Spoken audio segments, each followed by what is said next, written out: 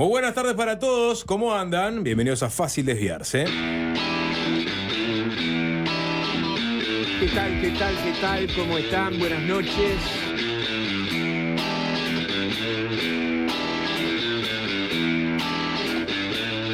Usted no es un tipo común.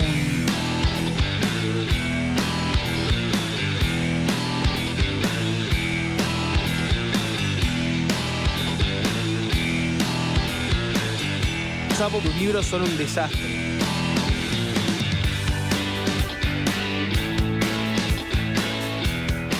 Giorgio Valmeli, ¿qué tal? Hola Diego, ¿cómo Bien, estás, querido? La alternancia.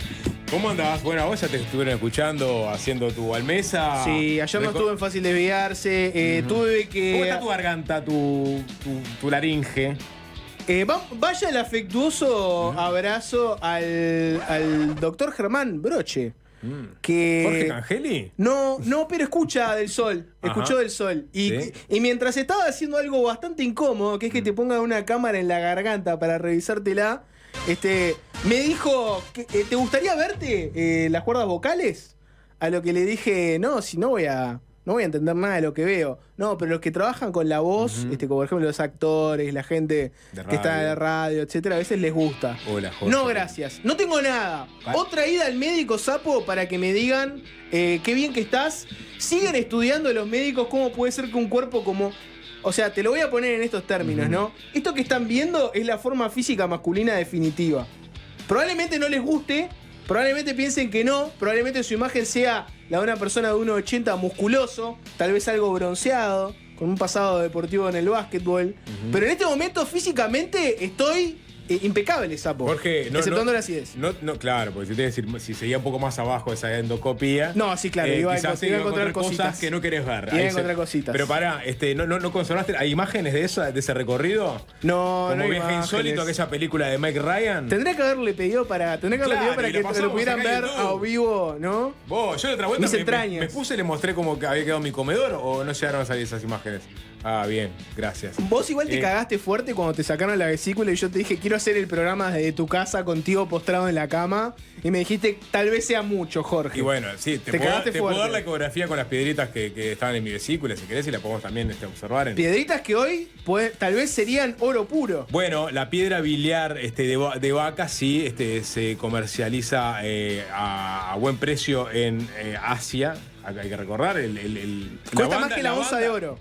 Cuesta más cara que la onza de oro. Claro, exactamente. Vos sabés que incluso el paréntesis que abrimos acá y después hacemos un saludo, porque hay mucha gente del otro lado del vidrio y quiero saludar a todos. Pero el escándalo local de dos lavadores de dinero producto del negocio clandestino de venta de piedras biliares de vacunas en Asia hizo que el tema se volviera viral en el mundo, Jorge. Sí, O totalmente. sea, la noticia local, o sea, las dos personas que lavaron dinero por millones de dólares producto del negocio ilegal de la venta de los cálculos de vaca, hizo que incluso levantar un poco el precio. Bueno, la gente va a pensar que soy más ignorante de lo que ya creen que soy, pero vos sabés que me enteré que las piedritas, o sea, así como los seres humanos nos duele y tenemos que ir a que te saquen las piedritas o la arenilla, no, que eso es todavía peor. Yo no sabía que esas piedritas cuando le tocan a las vacas se las sacan y que eso se vendía a Asia y que se vende a precio de oro. Sí, se saca aparte muy poca piedra por cada 100 vacunos, ¿entendés? No es que les encontrás a todas. Porque justamente están muy bien alimentadas y muy bien Exacto, cuidadas. sí. No es lo normal que le vengan las piedritas. Y entonces se utiliza el polvo de esas piedras para esnifar, obviamente, en los nuevos fumaderos de opio. No. Mirá, levanta la cabeza, pobre, enseguida.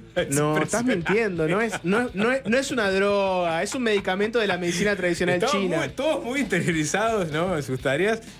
No, mentira, no se esnifa Justamente dicen que la piedra biliar, pero sí se usa para medicina china alternativa. Que anda a ver si funciona bien o no. Sé que algunos lo usan como afrodisíaco también. Está también el efecto sexual. Es estimulante sexual también, Gastón. ¿Ah? Sí, claro que sí. Es estimulante y Dieguito también. Alvin no, porque está muerto en vida. Y Lu es una dama, pero vamos a hacer un comentario al respecto. La cuestión es que mucha gente saca esas piedras acá, las vende, y se armó un grupito de personas que lo que hacían era comprarlas acá y revenderlas a un precio exorbitante en Asia. Las mandaban vía mensajería tapada, sin decir lo que era, como a veces se hace en el mundo de las drogas ilegales. Y los calaron, y es un escándalo. Es un escándalo que como te decía, tuvo reverberación internacional y volvió a estar en el tapete el tema de el uso de los cálculos para fines medicinales. Digo, estamos hablando de la Edad Media, ¿no? Yo no me quiero meter con las tradiciones milenarias chinas, pero no, creo que la ciencia del siglo XXI no estaría avalando el uso de polvito de cálculo de vaca en medicación. Pero bueno, tampoco soy un experto. La cuestión es que estoy bien de sapo, estoy bien de la garganta. ¿No tenés piedras tampoco? No, hiciste en los riñones estoy bien. Sí. Le mandamos, ya que estamos, un gran abrazo a Nico Batalla y a su familia hoy. Sí. Nico hoy no nos va a acompañar en el programa, pero ya vuelve. Exactamente. ¿Y a quién más querés saludar, Sapo? Tenés ahí toda la estación espacial. Oh Captain, my Captain, @Alvin Green. El emperador de la consola, la persona que nos va a depositar en buen puerto en diciembre. Tengo al tándem de Gasti Fabri, que se están sacando selfies en este momento para subir a una cuenta de Instagram trucha que tienen. Con un canjulo de... ¿Puedo decirlo o no? Sí, canje de telo dicen que tienen. Perfecto. Qué lindo. ¿Van los dos? ¿Van 4? Sí, perfecto.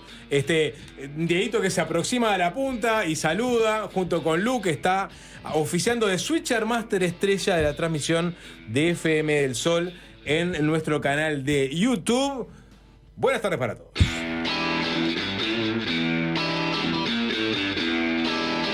Antes de meternos con... A ver, es una campaña corta esta, Jorge, y todos los días vamos a tener que comentar algo. Pero antes, digamos, es el fin de la historia, ¿no? Para muchos, algunos todavía albergan una esperanza. Me interesa saber esos carboneros, no los que les interesa el fútbol, sino los que... sí... Bueno, sí, la parca Sasa. O sea, ya no hay mufa que valga en este partido, ¿no? No hay como mufarlo. No hay como mufarlo en este partido. En todo caso, capaz que la contraparca, no sé, tenemos que buscar una vuelta de tuerca por ese lado. Pero ayer había mucho hincha jugando, muchos, pero otros se lo tomaron en serio, cazando hinchas de Botafogo a lo largo y ancho de Montevideo. No sé si hasta recién en algún grupo de WhatsApp, Jorge. Sé que a vos no te han incorporado en algún grupo, pero... O sea que no estoy en ningún grupo de WhatsApp donde se casen hinchas de partidos internacionales. Onda, ¿no? ¿viste? Zonas rojas de, ¿viste? El mapa con hotspots de hinchas de Botafogo. Están en tal esquina, hay que irlos. Recordarán que Botafogo sacó un comunicado diciéndole a su parcialidad que eviten estar muchos juntos, que eviten hablar en portugués, obviamente que no usen... Ya vi el casi que además, la gente de digital de Botafogo armó hasta una placa, ¿no? Contando todas las cosas que hay que hacer. Vi a mucho carbonero enfurecido compartiendo eso, como diciendo, mirá lo que están haciendo, que era, bueno, no hablar en portugués, no era lugares de grandes aglomeraciones, no salir con la camiseta, cosas que son digamos, de sentido común, ¿no? Sí, exactamente. Y vi mucha gente también, no en ningún grupo de WhatsApp, Sapo, pero vi gente en redes sociales poniendo... Estos están en. Sí. Ojalá que no les pase nada. Bueno, si ese tipo de mensajes vi mil, ¿no? Yo vi en el informativo un hincha en particular que fue, digamos, asaltado por una horda, no sé si carbonera, pero bueno, lo escucharon hablar en portugués, por más que él estaba tratando de hablar en español, lo abordaron, lo asaltaron, lo robaron, creo que se comió algún piña de garrón. Si tienen historias al respecto, 097-441-443, la previa de la semifinal de vuelta se vive de esa forma, Jorge. Ya que futbolísticamente hablando casi no hay chances, el hincha carbonero busca otros estímulos para llenar sus ojos. Perdón, tuvo una pata, todo este entuerto tuvo una pata política fuerte, ¿no? Que fue, por un lado, la decisión del Ministerio del Interior, encabezado por Nicolás Martinelli, de, expresarle... ¿Viste cómo es todo este protocolo del fútbol, no? Mandándole primero el comunicado a la AUF, ¿no? Ese comunicado básicamente lo que planteaba era que fuera un partido solo con la parcialidad peñarolense, que no pudieran entrar los hinchas de Botafogo. Que ya tenían sus entradas, ¿no? Que ya tenían la entrada, sus paquetes todo, ¿no? para venir acá. Bueno, eso se lo elevan a la AUF. La AUF, a su vez, se lo eleva a la Conmebol. La Conmebol contesta, y lo que contesta la Conmebol es... no nos están avisando con el tiempo suficiente como para hacer los cambios. Estos hinchas ya pagaron su entrada.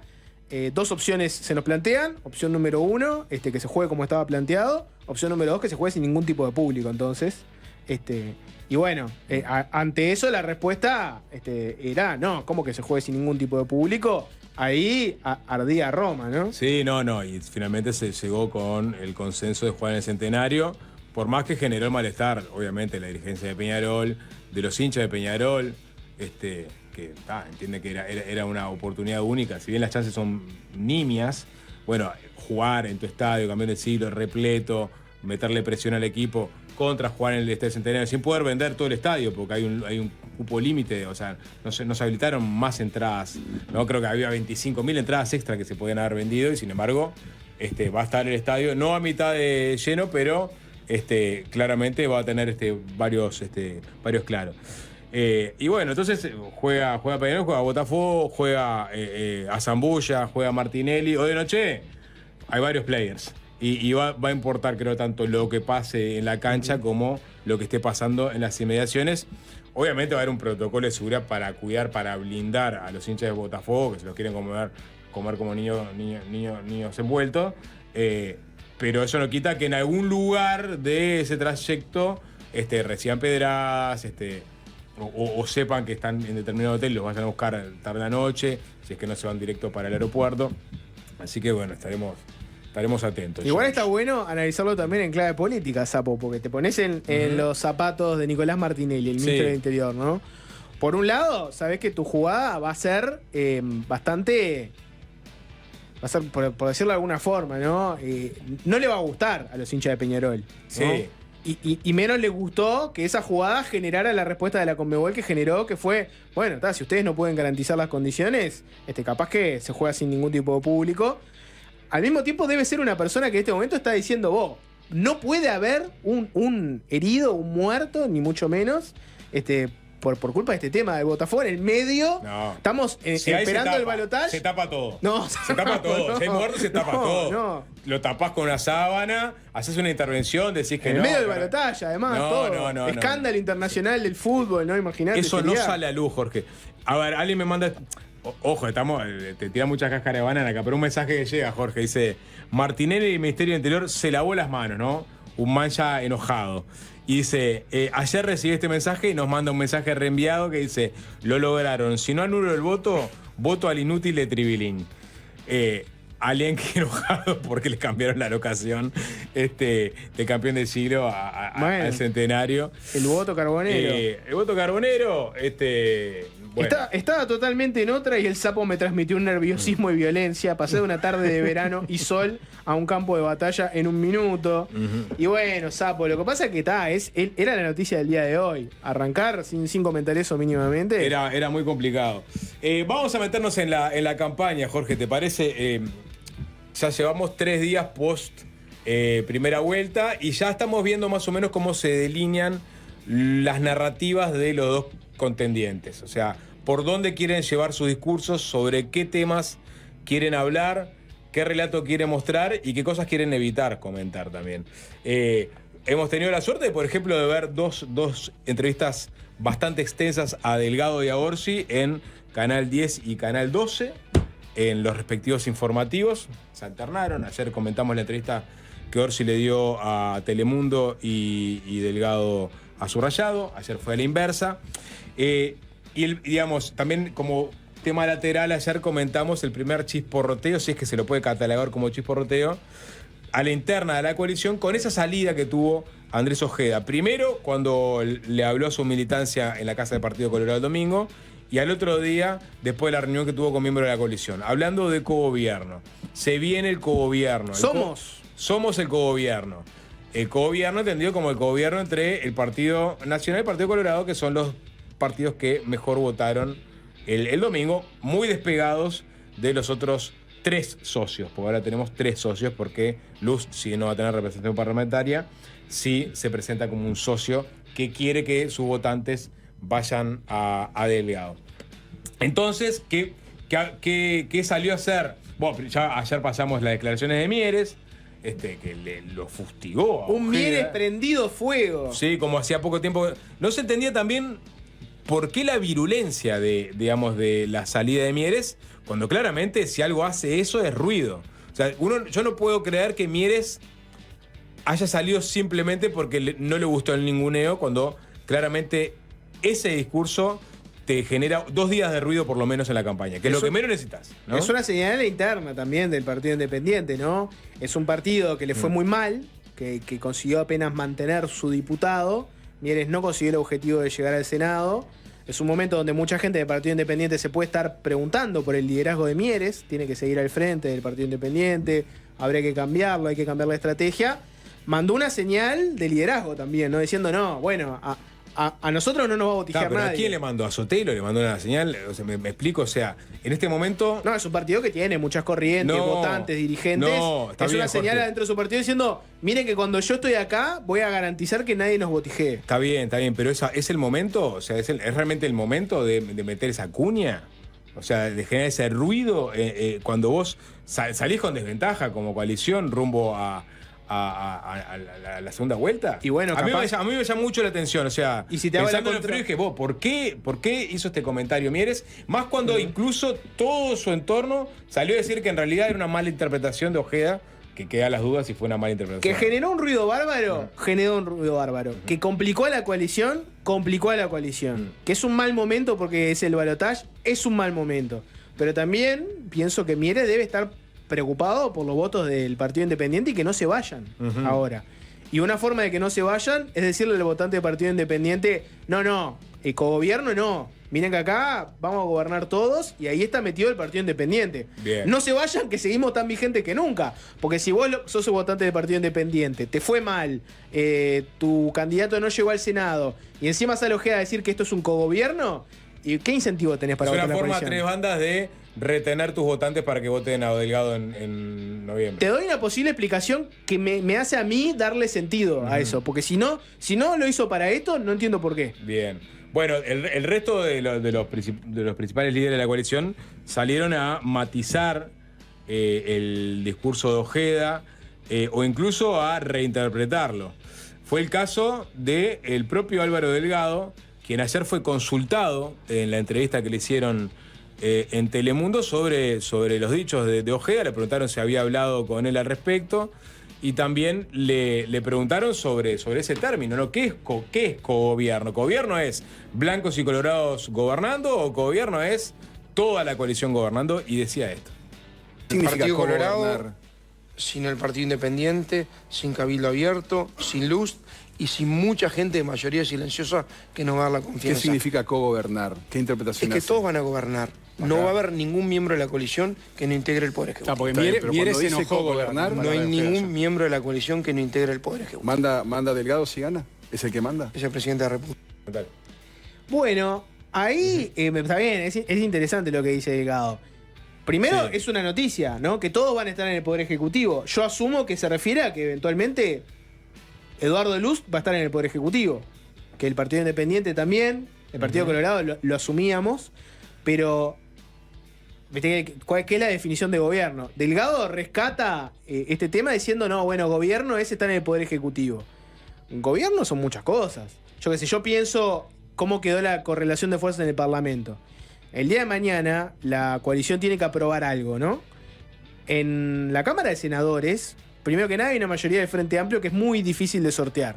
Vas a tener que negociar con el Frente Amplio, que no tienen ningún incentivo para romper filas entre ellos y que uno se te escape por la punta y te rompa esa mayoría. Probablemente no consigas las cosas que tenés que querés gestionar, tal cual vos las querés gestionar. Vas a tener que negociar constantemente todo. Pero además de eso, en el Senado los únicos que están son los blancos y los colorados. Sí. Entonces, esa idea de que cogobierno significa que todos están en el Poder Ejecutivo, yo soy colorado y lo que interpreto también es, bueno, pero nosotros tenemos la llave para que se aprueben las cosas en el Parlamento. Porque en el Senado, todo bien, pero los otros socios que aportan, Luz no tiene ningún diputado, Cabildo Abierto tiene 2, lo mismo que Identidad Soberana, y el Partido Independiente tiene 1. O sea, los otros socios en el Parlamento aportan 3 diputados. Yo veo la interpretación de cogobierno que hizo Andrés Ojeda en el sentido de acá hay 2 partidos grandes socios que tienen que definir las cosas entre ellos Y también los votos de los otros son importantes, los lugares en el Ejecutivo son importantes, pero la espina dorsal de esta coalición es blanca y colorada. Sí, a ver, Ojeda lo dijo el domingo, lo reforzó el lunes y no salió a desdecirse por ahora, que seguramente salga de acá a poco a matizar sus expresiones. Todo su entorno sí fue por el otro lado. El propio Delgado ayer comentaba en la entrevista que que Ojeda no le hizo el planteo personalmente, el planteo del cogobierno, y después dijo que Mieres entendió mal, ¿no? O sea, que entendió mal, que no entendió lo que quiso decir Ojeda y que le contestó mal también, ¿no? Bueno, pero le entendió mal Mieres, porque, pues no sé si lo tenés por ahí, Lucía, Pedro Bordaberry, el otro líder colorado importante, te diría que hay que ver quién es el líder colorado más importante de este momento, porque Pedro Bordaberry, lista a lista, le terminó ganando la pulseada a Andrés Ojeda. Pero en todo caso, Pedro Bordaberry va a ser una persona importante. Ya ha dicho durante toda la campaña que le gustaría que el Ministerio del Interior sea un ministerio colorado. Ha dicho muchas veces que no es el que se esté candidateando ni nada, pero que le interesa que ese ministerio vaya para el Partido Colorado, que siente que es el partido que no ha estado ahí. Bueno, el Frente Amplio estuvo y se equivocó, el Partido Nacional estuvo, Pedro Bordaberry no te dice y se equivocó, pero evidentemente los resultados no acompañan. Entonces quiere probar con el Partido Colorado. Pedro Bordaberry habló del concepto de cogobierno. Escuchá lo que le dijo a Canal 5 en los medios públicos. Un cogobierno sí, entre el Partido Nacional, el Partido Colorado, el Partido Cabildo Abierto, el Partido Independiente y el Partido Constitucional Ambientalista de Eduardo Luz. Es un cogobierno entre todos porque esa es la esencia de la democracia, es el respeto por la minoría. Más allá que siempre es circunstancial de que si uno obtuvo un voto o dos votos más que el otro, lo importante es que todos somos parte de la coalición republicana. Bueno, todos somos parte de lo mismo, cogobierno es que estemos todos, pero viste que al mismo tiempo que te dice eso, te habló de mayorías y minorías, ¿no? El respeto por las minorías. Acá hay dos socios que son los socios mayoritarios, que son los blancos y los colorados, y los otros son minorías que hay que respetar y que hay que tener en cuenta y que son importantes, pero son las minorías. Sí, Oliver Verdader en perspectiva también iba por el lado de que la interpretación era que el cogobierno son todos y que obviamente ellos piensan gobernar todos. Le preguntaron, él declaró enfáticamente que él no piensa ser ministro del Interior también y que no quería desviar la atención hacia ahí. Después habló también de la posibilidad de formar una coalición republicana y dijo que no es el momento de instalar ese tipo de temas que desvían la atención de lo importante. Capaz que después nos podemos meter con eso porque hay otros dirigentes importantes del Partido Nacional que ya están empezando a agitar la idea de la coalición 2030. ¿Recuerdan cuando Delgado salió al escenario? El cartel. El cartel que decía coalición 2030. Que mucha gente le llamó la atención. ¿Por qué estamos en la elección de 2024? ¿Por qué dice 2030? Tenés, pará, ya que me metí, viste que pasé, Luchi, un tuit o no lo pasé, capaz que no lo pasé. Sí, lo lo pasé pasaste. El ex intendente de Rocha, Alejo Umpierres, un blanco, ¿no? Connotado blanco, subió a su cuenta de Twitter, intendente de Rocha. Este tuit dice lo siguiente: coalición republicana, me voy a poner los lentes porque no veo la pantalla bien. Disculpen. El sapo de lentes, volvió el elusivo sapo de lentes. Ahí los traje. Disfrútenlo mientras lo pueden ver ahí en la transmisión de Alejo YouTube. Umpierres, coalición republicana. La gente va siempre delante de los dirigentes. El proceso de maduración política necesario se cumplió. Ganamos y gobernamos bien el Uruguay. Pasamos todas las pruebas de fuego juntos. Ahora es hora de juntos darle nacimiento como expresión electoral a la coalición republicana para el 2030. Lindo trabajo. Yo estoy, tú, y pone el logo de lo que va a ser seguramente la coalición republicana. Después podemos hablar estéticamente del logo, Jorge, pero primero me muero quedémonos por con el estética. Concepto. Porque hoy lo escuché a Bordaberry incluso un medio molesto con Cotelo, diciendo, bueno, yo no puedo hablar ahora de si vamos o no a formar una coalición, si va a ser una expresión partidaria, porque en este momento lo que tenemos que empezar es el 24 de noviembre. Y si yo hablo a favor o en contra, si estoy desvío la atención, y hoy me cruzo después con este mensaje de Umpierres, digo, pará, ¿qué mensaje se quiere dar? Porque yo entiendo que se quiera el mensaje de vótenos ahora porque esto que están votando se va a consolidar como un proyecto político partidario en 2030. O sea, es una señal más que le están dando a los electores para que no se fuguen hacia otro lado. Es decir, o sea, lo que vos estás votando vos efectivamente se va a materializar en 2030.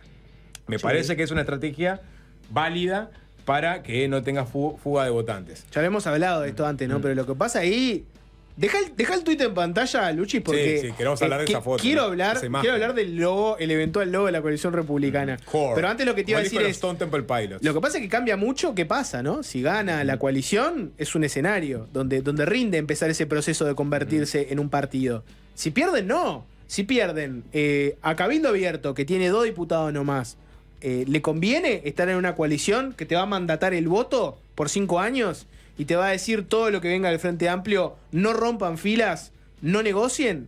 ¿Le conviene eso a Cabildo Abierto para crecer? ¿Es la mejor jugada posible? ¿O a sectores dentro del Partido Colorado, cuando quieran aprobar cosas puntuales, ¿no? Pienso, yo qué sé, si querés, en el caso de lo que fue Ciudadanos, ¿no? Con Robert Silva, Felipe Schipani. ¿Le conviene, por ejemplo, agarrar y decir, no, yo soy coalicionista a morir y por 5 años estando en la oposición, igual no transo nada con el Frente Amplio para seguir firme? Yo no sé si es negocio para todos. Pero yo creo que ahí el negocio es un partido con toda la organización de un partido y toda la estructura de un partido. Yo creo que lo no, que va a ser despacito, va a ser despacito. No, yo creo que lo que pretenden es solo la expresión electoral. Vos decís que cada uno Que entonces van a queda libre. seguir siendo partidos, si es que esto se llega a dar, partidos separados que van juntos a la elección. Claro, Y pero nada que más. la interna Claro, un va a partido haber, en junio. Entiendo lo va a que haber una decís. interna en junio y todo, pero va a ser solo electoral. Pero Después lo que cada pasa- uno en el Parlamento va a ser igual que ahora. Van Pero- a ir juntos sí, en la está bien. mayoría y después algunos... Es raro, yo he tratado de pensar, bueno, ¿Cómo sería ese ¿cómo sería? partido? Porque ¿qué incentivos hay después en octubre para la elección cuando ya vos definiste internamente quién va a ser tu candidato? Después querés, No, y lo que- o sea, tenés que elegir, pensar en forma parlamentaria, digamos. Claro, básicamente. lo que yo no, creo... claro, elegir el Parlamento. En octubre, con la coalición como partido, vos tendrías junio, donde se define la fórmula, ¿no? Tendrías octubre, donde se define el Parlamento, y noviembre, donde se define el presidente. O sea, sería eso. Justamente, ahora fue confuso, porque estabas eligiendo ahora en octubre. Como una interna... Además del Parlamento, coalición. estabas eligiendo la famosa interna de. No, la interna. No, resolverla obvio, en es un junio. ciclo electoral larguísimo porque va a ser muy intensa la campaña interna. rumbo a junio. Claro.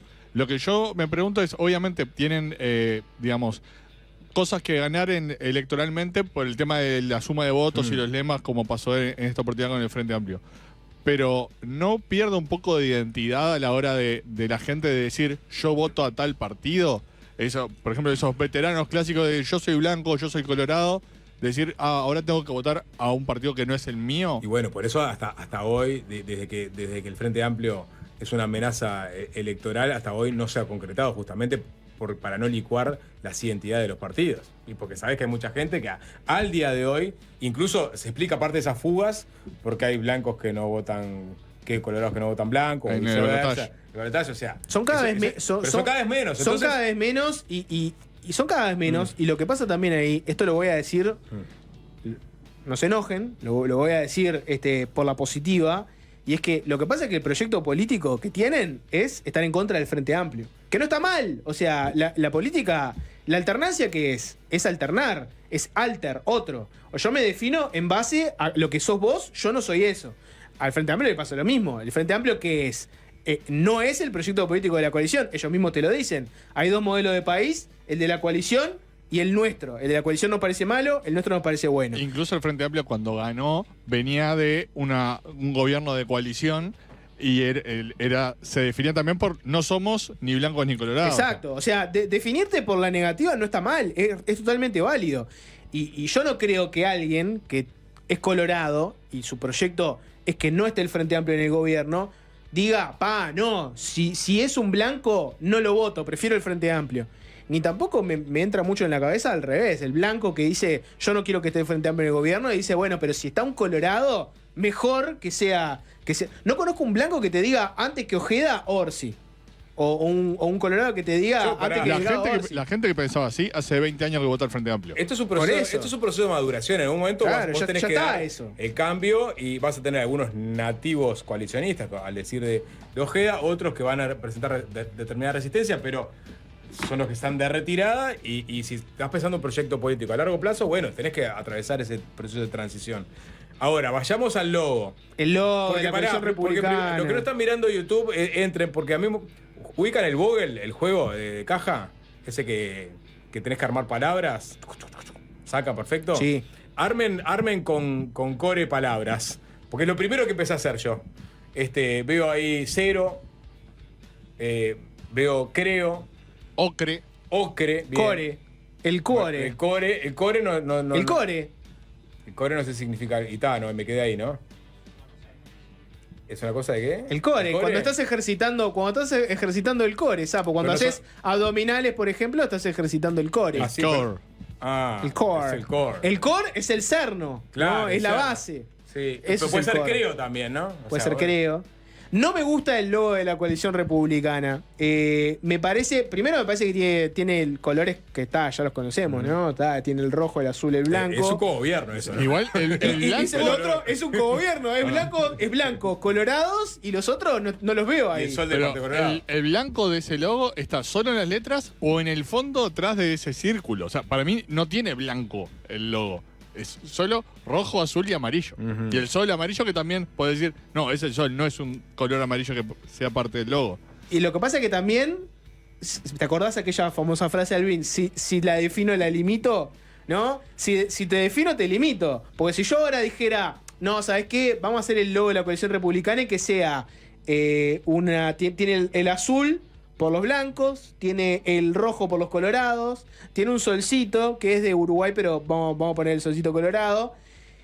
Cabildo abierto, tenés que meter que mostaza. ese amarillo mostaza que tienen. Y el violeta del Partido El Independiente. violeta del Partido Independiente. El día de mañana te aparece un pequeño partido que se quiere unir, como pasó ahora con que entró a Luz. Constitucional y ambientalista. ¿Le pones un poco de verde? Que claro. Por lo ambientalista. Al final terminás haciendo un logo que sea un arco iris como para representar todos los colores posibles. Que no sea Frente Amplio. Me suena que el arco iris significa otra cosa.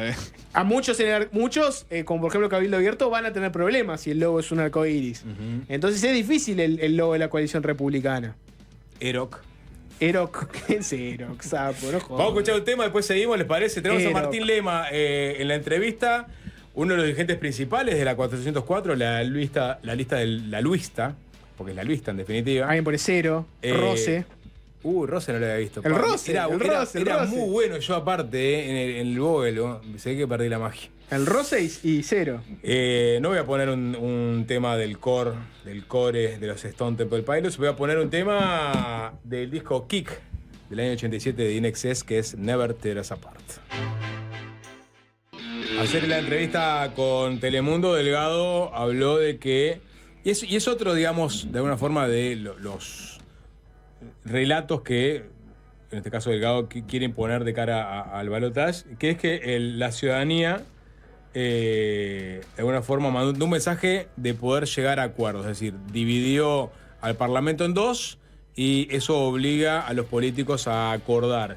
Y en ese sentido puso arriba de la mesa su idea de armar grupos de trabajo sobre diferentes temas, grupos de trabajo que tendrían que empezar a articular después del 24 de noviembre, durante la transición hacia el 1 de marzo, sobre grandes ejes temáticos, ¿no? Estamos hablando de seguridad, de salud mental, y no solamente habló de tópicos, sino que también, y obviamente seguramente busca un efecto, o buscaba un efecto también electoral, puso nombres arriba de la mesa, ¿no? Puso dos nombres que yo intuyo que en la ciudadanía generan consensos por fuera de los compartimentos políticos, que son los de Cristina Lustenberg y el ex ministro de Salud Pública, Daniel Salinas. Lustenberg, que fue electa senadora en la pasada elección. Vamos a escuchar bien cuál era el concepto que manejaba Delgado sobre estos grupos de trabajo y estos dos nombres.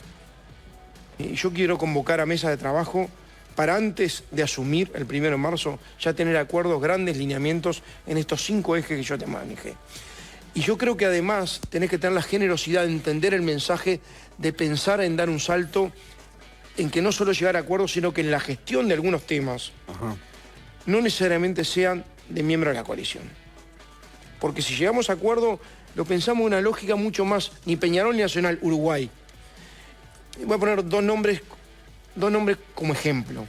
A ver, yo sé que Cristina Lustenberg, que propició un proyecto de ley que hoy salió con modificaciones, con aporte de todo el partido, salió. Me parece que es una persona que perfectamente podría gestionar el tema de un programa de primera infancia como un acuerdo. ¿Y qué otra persona? Bueno, en tema de salud mental y adicciones, Daniel Salinas. Deberían ser personas que están por encima de los partidos porque Ahora, son idóneas Álvaro. y no en cuota partidaria. Bueno, ahí estaba la idea de armar estas mesas de trabajo en la transición para ir pensando y lidiando políticas en estos grandes temas. Y tiró los dos nombres. Tiró el de Salinas. Me voy a fijar ahora si Salinas respondió a la propuesta de Delgado, todavía no me fijé. Sí respondió Cristina Lustenberg, que seguramente estaba mirando la nota o le avisaron, vos, Cristina, mira que te mencionaron.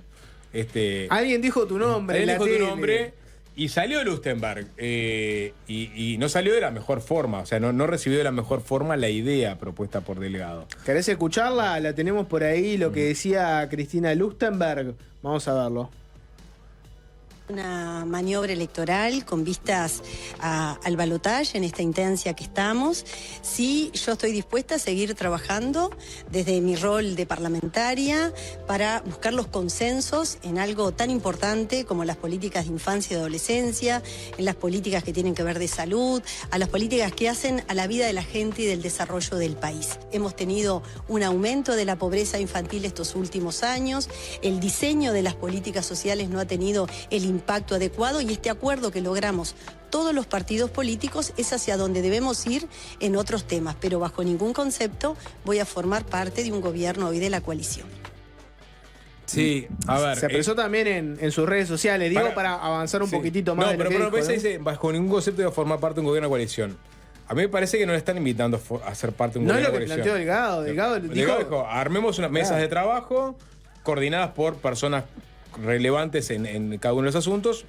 Puso el caso de Lustenberg y de Salinas, que es una maniobra, bueno, se puede discutir. Nadie dijo bienvenida a la coalición republicana. Pero no es nadie la dijo próxima eso. ministra de No, Desarrollo nadie dijo Social. eso. Ujú. También dijo, pasa que en un momento Delgado lo de gestionar un acuerdo. Claro, Entonces, bueno, sí. capaz que ahí se confundió un poco Sí. la cosa, pero a ver, mira, Lustenberg ponía en sus redes sociales, le voy a leer lo que ponía en su cuenta de Twitter, puso, el candidato @Álvaro Delgado, se equivocó mezclando temas muy importantes como las políticas de Estado de la primera infancia en su estrategia electoral para juntar votos para el balotaje. Me tendrían siempre del lado de los acuerdos, pero no en forma de maniobra o demagogia. Soy una senadora electa por el Frente Amplio, comprometida en campaña para que @Orsi Yamandú sea el próximo presidente. Creo que es quien sabe de gestión, de consensos y de políticas de Estado, que trasciende los gobiernos. Y ahí hizo otro comunicado más, puso, el actual gobierno del partido del candidato falló en el diseño y no logró avanzar en relación a la primera infancia o adolescencia. En pobreza infantil incluso se ha retrocedido. Está mal mezclar lo electoral con los niños y niñas, las buenas prácticas se aplican, no se anuncian. Estoy siempre para seguir trabajando y logrando consensos en temas claves para el país, en campaña y fuera de ella, y será en un gobierno del Frente Amplio, termina, ¿no? Uno que salió a contestar ya del lado político, Perdón, digamos. Salinas me fijé y No, no no. acusó recibo. Lo último que publicó es sobre la concientización sobre la fascia, Jorge. Bueno, sí, tema importante, la fase, Sí. sin duda. Ujú. Los oyentes de la radio lo saben. Ujú. Sebastián da Silva, por ejemplo, le contestó a Cristina Lustenberg, citando una nota del diario El País que mencionaba lo de Delgado, Lustenberg y la respuesta de ella. Da Silva escribió: no entiendo a alguien que hizo casi que una peregrinación por todas y cada uno de los despachos que le votaran una ley, se ofende por el reconocimiento. Después se quejan de que los traten de cabeza de termo. ¿Qué importa más, la pobreza infantil o el comité? Como diciendo, bueno, Lustenberg hizo punta con el tema de la primera infancia, dialogó con todos los partidos.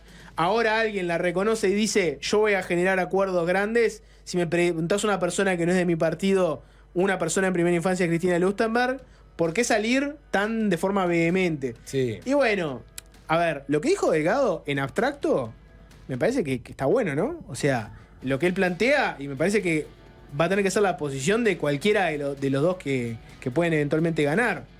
Probablemente más de la coalición, porque el Frente Amplio tendría mayoría en el Senado y la coalición no. Pero la postura es, hagamos grandes acuerdos nacionales por las cosas que sabemos que se van a poder aprobar, juntémonos, las personas idóneas de un lado y del otro, veamos en qué se puede acordar y ejecutar. Yo qué sé, lo dijimos en la campaña de cara a la primera vuelta, Sapo, ¿no? Y te acordás que hicimos la nota, por ejemplo, con Victoria Pasquet acá. Si vos mirás los programas, tanto del Frente Amplio como lo de los distintos partidos de la coalición, hay excepciones, obviamente, tienen grandes coincidencias en muchas cosas. Yo qué sé, la pobreza infantil. Todos tienen la idea de atacar la pobreza infantil. Después cada uno tiene sus planes distintos. Todos tienen una idea de cómo beneficiar a los estudiantes que necesitan más recursos para seguir en la educación. Tienen formas distintas de cómo hacerlo. Es razonable que Delgado, que quiere ser presidente, te diga, mirá, y que quiere ser presidente sin mayoría en el Senado, ¿no? Es razonable que lo que te diga es, yo me voy a tener que juntar con todo el mundo y hacer grandes acuerdos para llegar al 1 de marzo con una hoja de ruta de qué es lo que todos estamos de acuerdo y se puede aprobar ya. Me parece que es una medida absolutamente inteligente.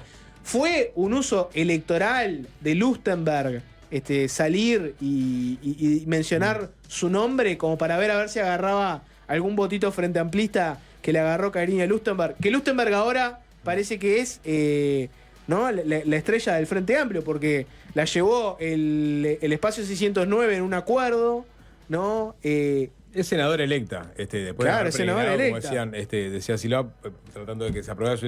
Es raro el tema de lo electoral, ¿no? Porque lo agarrás a Delgado y decís que es una maniobra electoral. También podríamos preguntarnos en el Frente Amplio, que tuvo muchos problemas internos el Frente Amplio para prestarle la atención que le tenía que prestar al proyecto de Lustenberg. Bueno, cuando llegó el momento electoral y Lustenberg ya había hecho su peregrinación y había pasado por todos los medios hablando de este tema y se había vuelto una persona bastante querida por su militancia con ese tema, justo apareció un acuerdo electoral ahí, ¿no? Digo, para analizar el tema de los oportunismos electorales de un lado y del otro. Vos traes a los mejores o los que pensás que pueden atraer más gente. Separemos Bagre de Tararira igual, como dice el presidente, y es un dicho popular. Estaría buenísimo que efectivamente se den esas mesas multipartidarias sobre temas sensibles para la sociedad. Sería, no sé si una utopía, pero casi una utopía, y sería espectacular. Ahora, yo no dudo que hubo algo de picardía en Delgado en tirar esos dos nombres, que son dos nombres, como te digo, que atraen, digamos, consensos o generan consensos más allá de los compartimentos partidarios, y sobre todo que no le haya planteado antes a Lustenberg, vos, Cristina, estoy pensando en vos para armar esto. ¿Qué te parece? Pienso tirar tu nombre. Pienso tirar tu nombre, exactamente. Daniel, capaz que a Salinas sí le tiró. No, lo otro... Era eso, digo, la tararira es, bueno, capaz que hay algo de maniobra en el sentido de que vos tiraste el nombre sin esa consulta previa. No, la maniobra es lo que dice Lustenberg en su posteo, que dice una persona que integró un gobierno donde la primera infancia no fue una política exitosa, donde se retrocedió porque aumentó la pobreza infantil en algunas franjas, en otras no. Acordate lo hemos hablado en el programa, ¿no? Aquella conferencia de prensa donde la ministra de Economía dijo que había bajado la pobreza infantil, después hubo que ir al bar y ver que en realidad había bajado en una franja muy específica. No, eso te lo va a controvertir el es gobierno, decir, no, en realidad nosotros hicimos políticas focalizadas, obviamente tuvimos una pandemia de por medio, una crisis internacional que no permitió que tuviéramos un crecimiento acorde para que eso derramara de alguna forma en toda la sociedad. Digo, vos tenés lo que el discurso político. Sí. Lo que hace Lustenberg es recibe la flor y devuelve un palo. Recibe una flor de plástico, en realidad, me parece. Recibe una flor que es un tanto impostada y tiene un nombre que genera consensos. Me muestro abierto al diálogo, invito a gente de afuera del corral. O sea, si realmente tenés la intención, lo dialogás antes. En todo caso, estas cosas se trabajan por atrás. No se hacen como anuncios electorales sin la consulta previa. El que quiere un acuerdo en esto no sale con el nombre así de una. Sí. Pero también es cierto que fue una pregunta, le preguntaron. Sí, y la idea es válida. Y me parece que Orsi en algún momento le van a hacer la misma pregunta. ¿Quién de la coalición te parece que podría eventualmente ser un interlocutor en distintos temas? ¿Quién en la coalición te gusta? Y va a tener que responder eso también. No, pero va a tener que responder algo. Y ahí va a pasar lo mismo que pasa acá. Igual todo eso lo podemos seguir discutiendo con Martín Lema, que ya vino y es el entrevistado de hoy en Fácil Desviarse, tras la tanda. Fácil se impone. Fácil desviarse.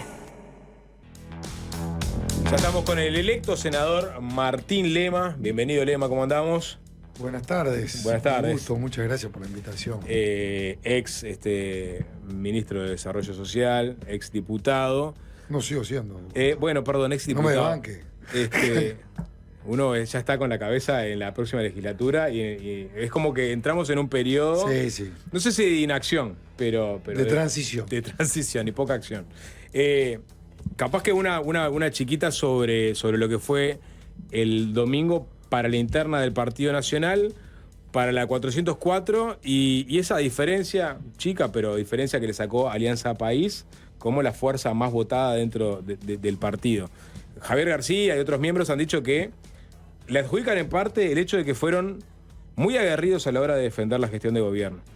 Y por transitivo uno puede decir que la gente, la 404, que es la del riñón de la calle Pou, capaz que no lo fue tanto.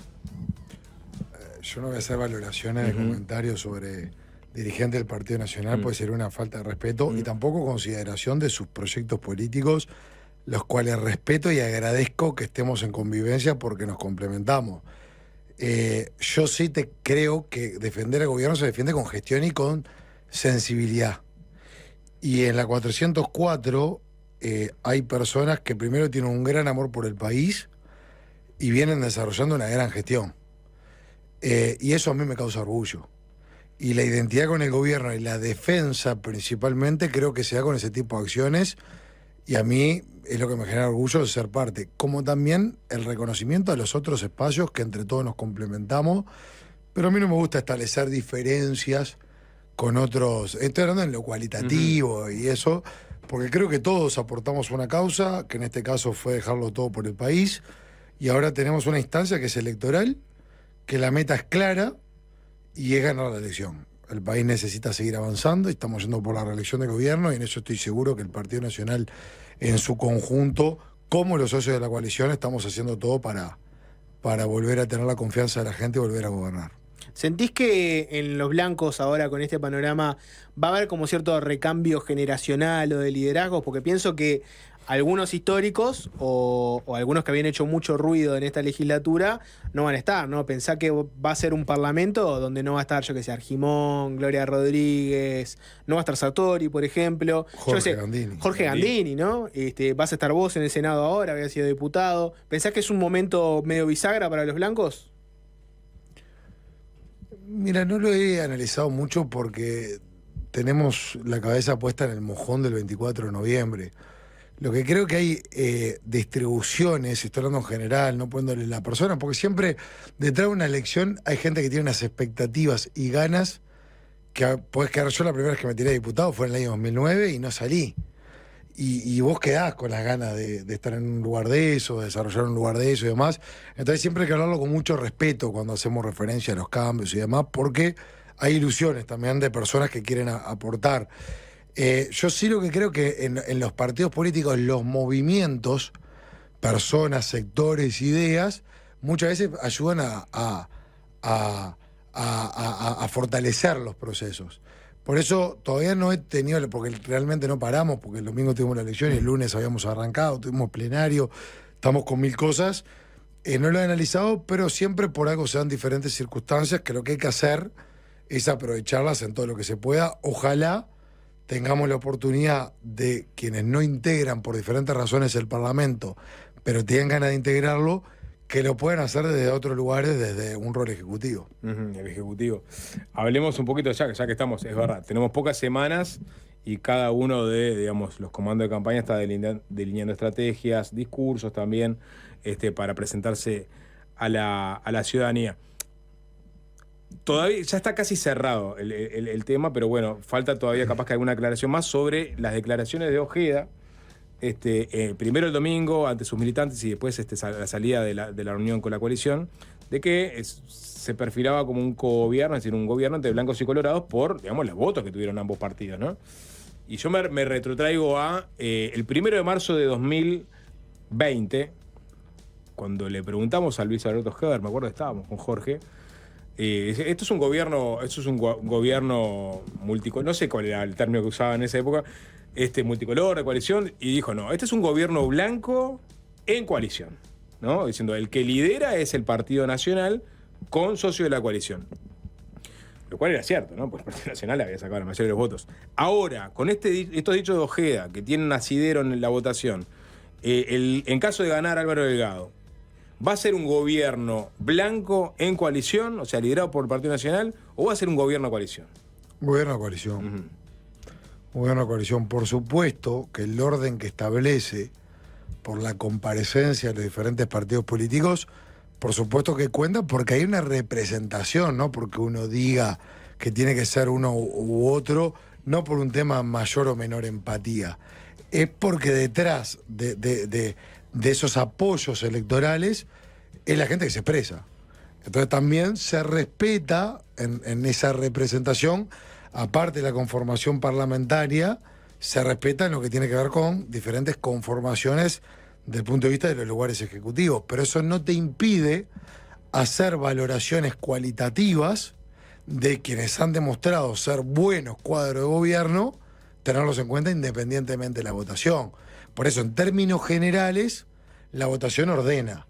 Eso no impide las consideraciones a personas que hacen la diferencia. Y en esto yo tengo un enorme respeto por todos los socios. Me tocó en el MIES ver personas de primer nivel, ¿no? De las cuales a mí, que era el ministro, aprendía todos los días. Pero de nivel excepcional. De gente que ya venía del MIES. No, de gente que ya venía del MIES también. O sea, no Sí. hay que establecer una grieta. Que estaban en el MIES, tipo Colorados, cabildantes. Direcciones. El director de transferencia, de análisis de datos. Botero, tuviste Mansi. al de Calle, que no me sale el nombre ahora. De Cabildo. Sí, después estaba Elgue en el Elgue. Y te estoy hablando de gente pero les aseguro que un domingo a las 11:45 de la noche o un 24 de diciembre a las 12:01, gente que respondía por las causas. Y ahí trascienden las líneas partidarias, porque estamos hablando que ahí estamos Partido Colorado, Cabildo Abierto, Partido Independiente y demás, y diferentes sectores del Partido Nacional. Cuando vos ves esa fortaleza de equipo que viniendo de distintos lugares, la causa es lo central, la ilusión es mucho mayor. Pero entonces, ¿Ojeda lo dice o no lo dice? Yo no soy intérprete de Ojeda. Al delegado sí, y me dijo que lo llevo entendieron mal. muy bien. No, a ver, yo Sí. vos me estás preguntando a mí, yo Bien. te contesto. Vamos hacia un gobierno de coalición republicana. ¿Los votos inciden? Por supuesto, porque ordena, como recién les acabo de comentar. ¿Los votos impiden contemplar desde el punto de vista cualitativo de personas que pueden hacer grandes aportes? No, no impiden.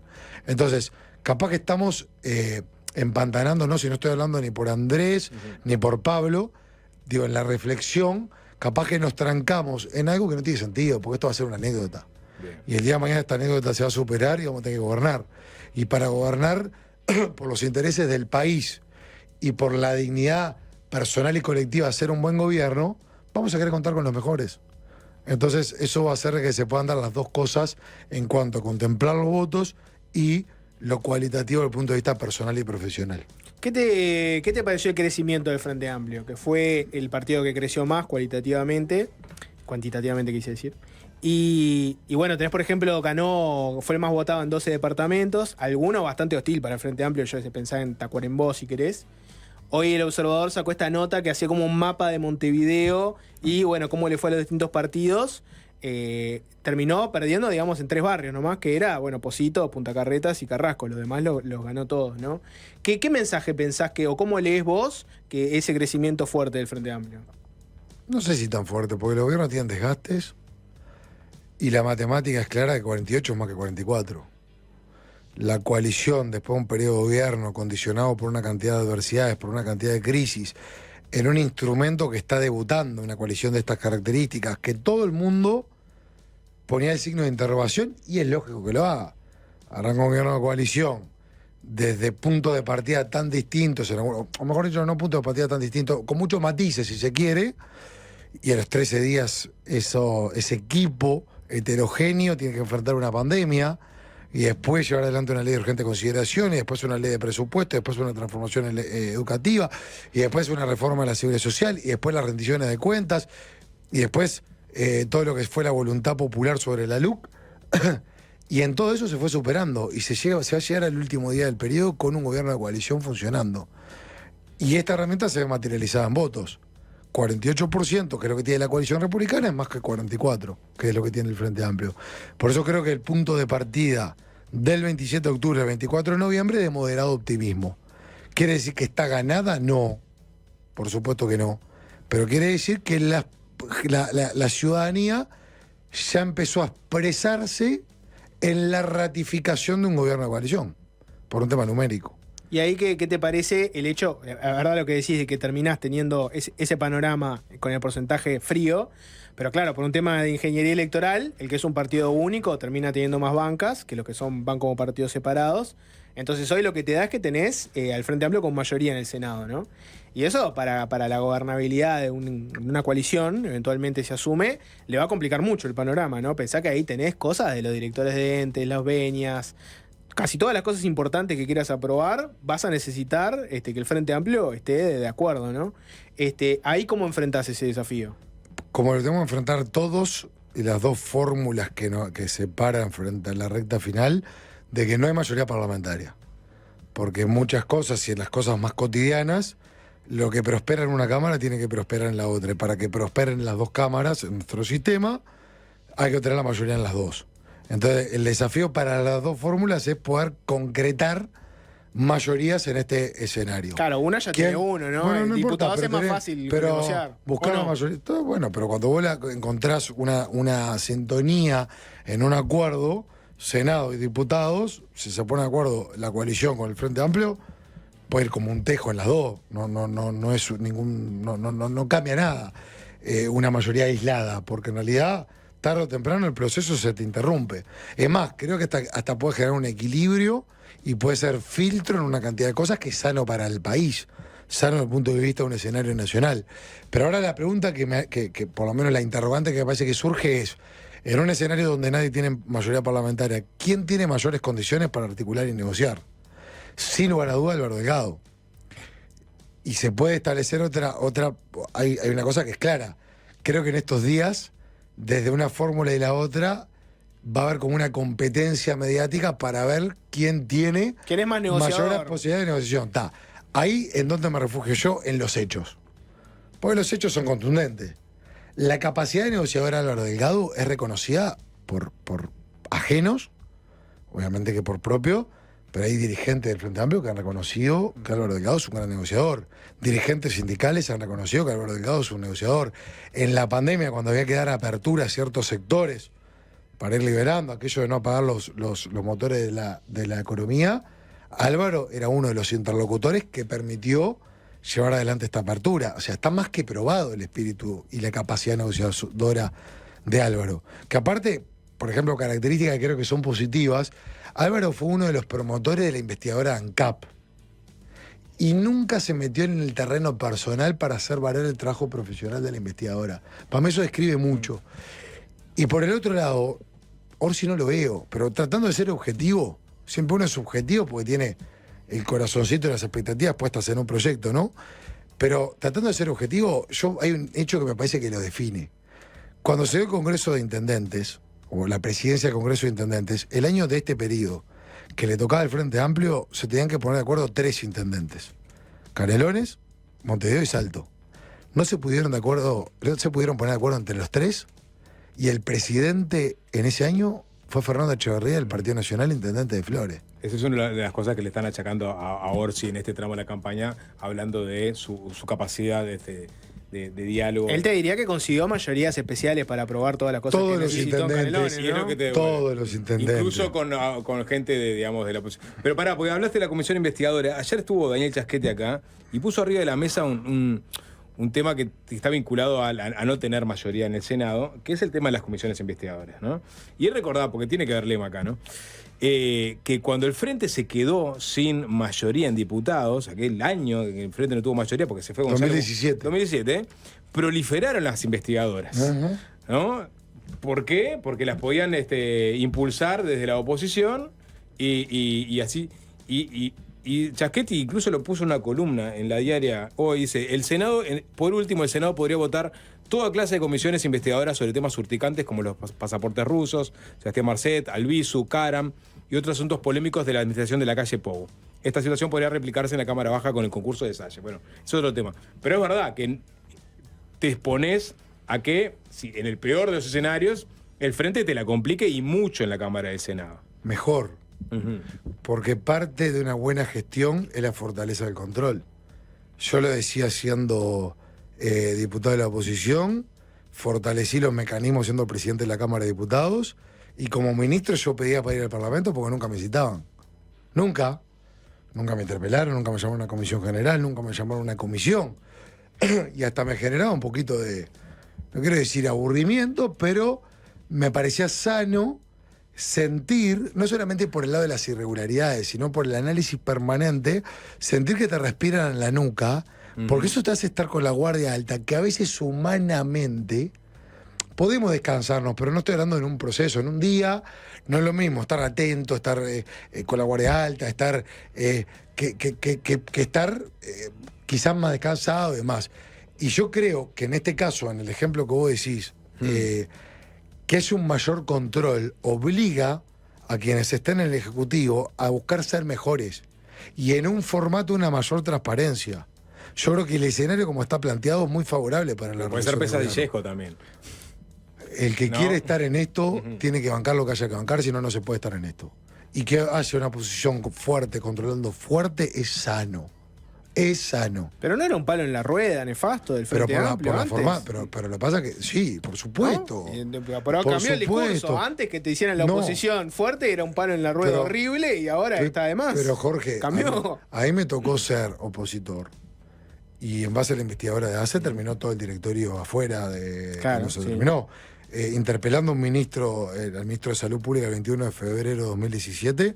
Después empezaron los IMAES cardiológicos en el interior del país que estaban prohibidos, estaban todos. Claro, pero eso es una cosa, yo te digo, a la hora de aprobar una ley, pero ¿no? ¿sabes qué es el palo en la rueda para describirte? Sí. Y estar a los 13 días de un gobierno con una crisis sanitaria como la que teníamos, cuando las autoridades que dejaron el cargo nos decían que era más peligroso el dengue que el COVID, porque esto hay material de archivo, y que empiecen los caceroleos y a pedir deslealmente lo que sabían que no se podía dar de un día para el otro, eso es un palo en la rueda. Yo diría que es un gesto no patriótico. Claro, pero eso... Y el Frente lo tuvo. Eso fue algo del PCNT y fue por fuera del Parlamento. No, el Frente también, y el Frente en muchas ocasiones fue muy poco patriótico en el desarrollo del gobierno. Y hubo gestos que tenían para mostrar el cariño por el país y ponerse contento cuando las cosas estaban bien y no lo tuvieron. Ejemplo, el Hospital del Cerro. ¿Cómo puedes explicar que no haya ido nadie?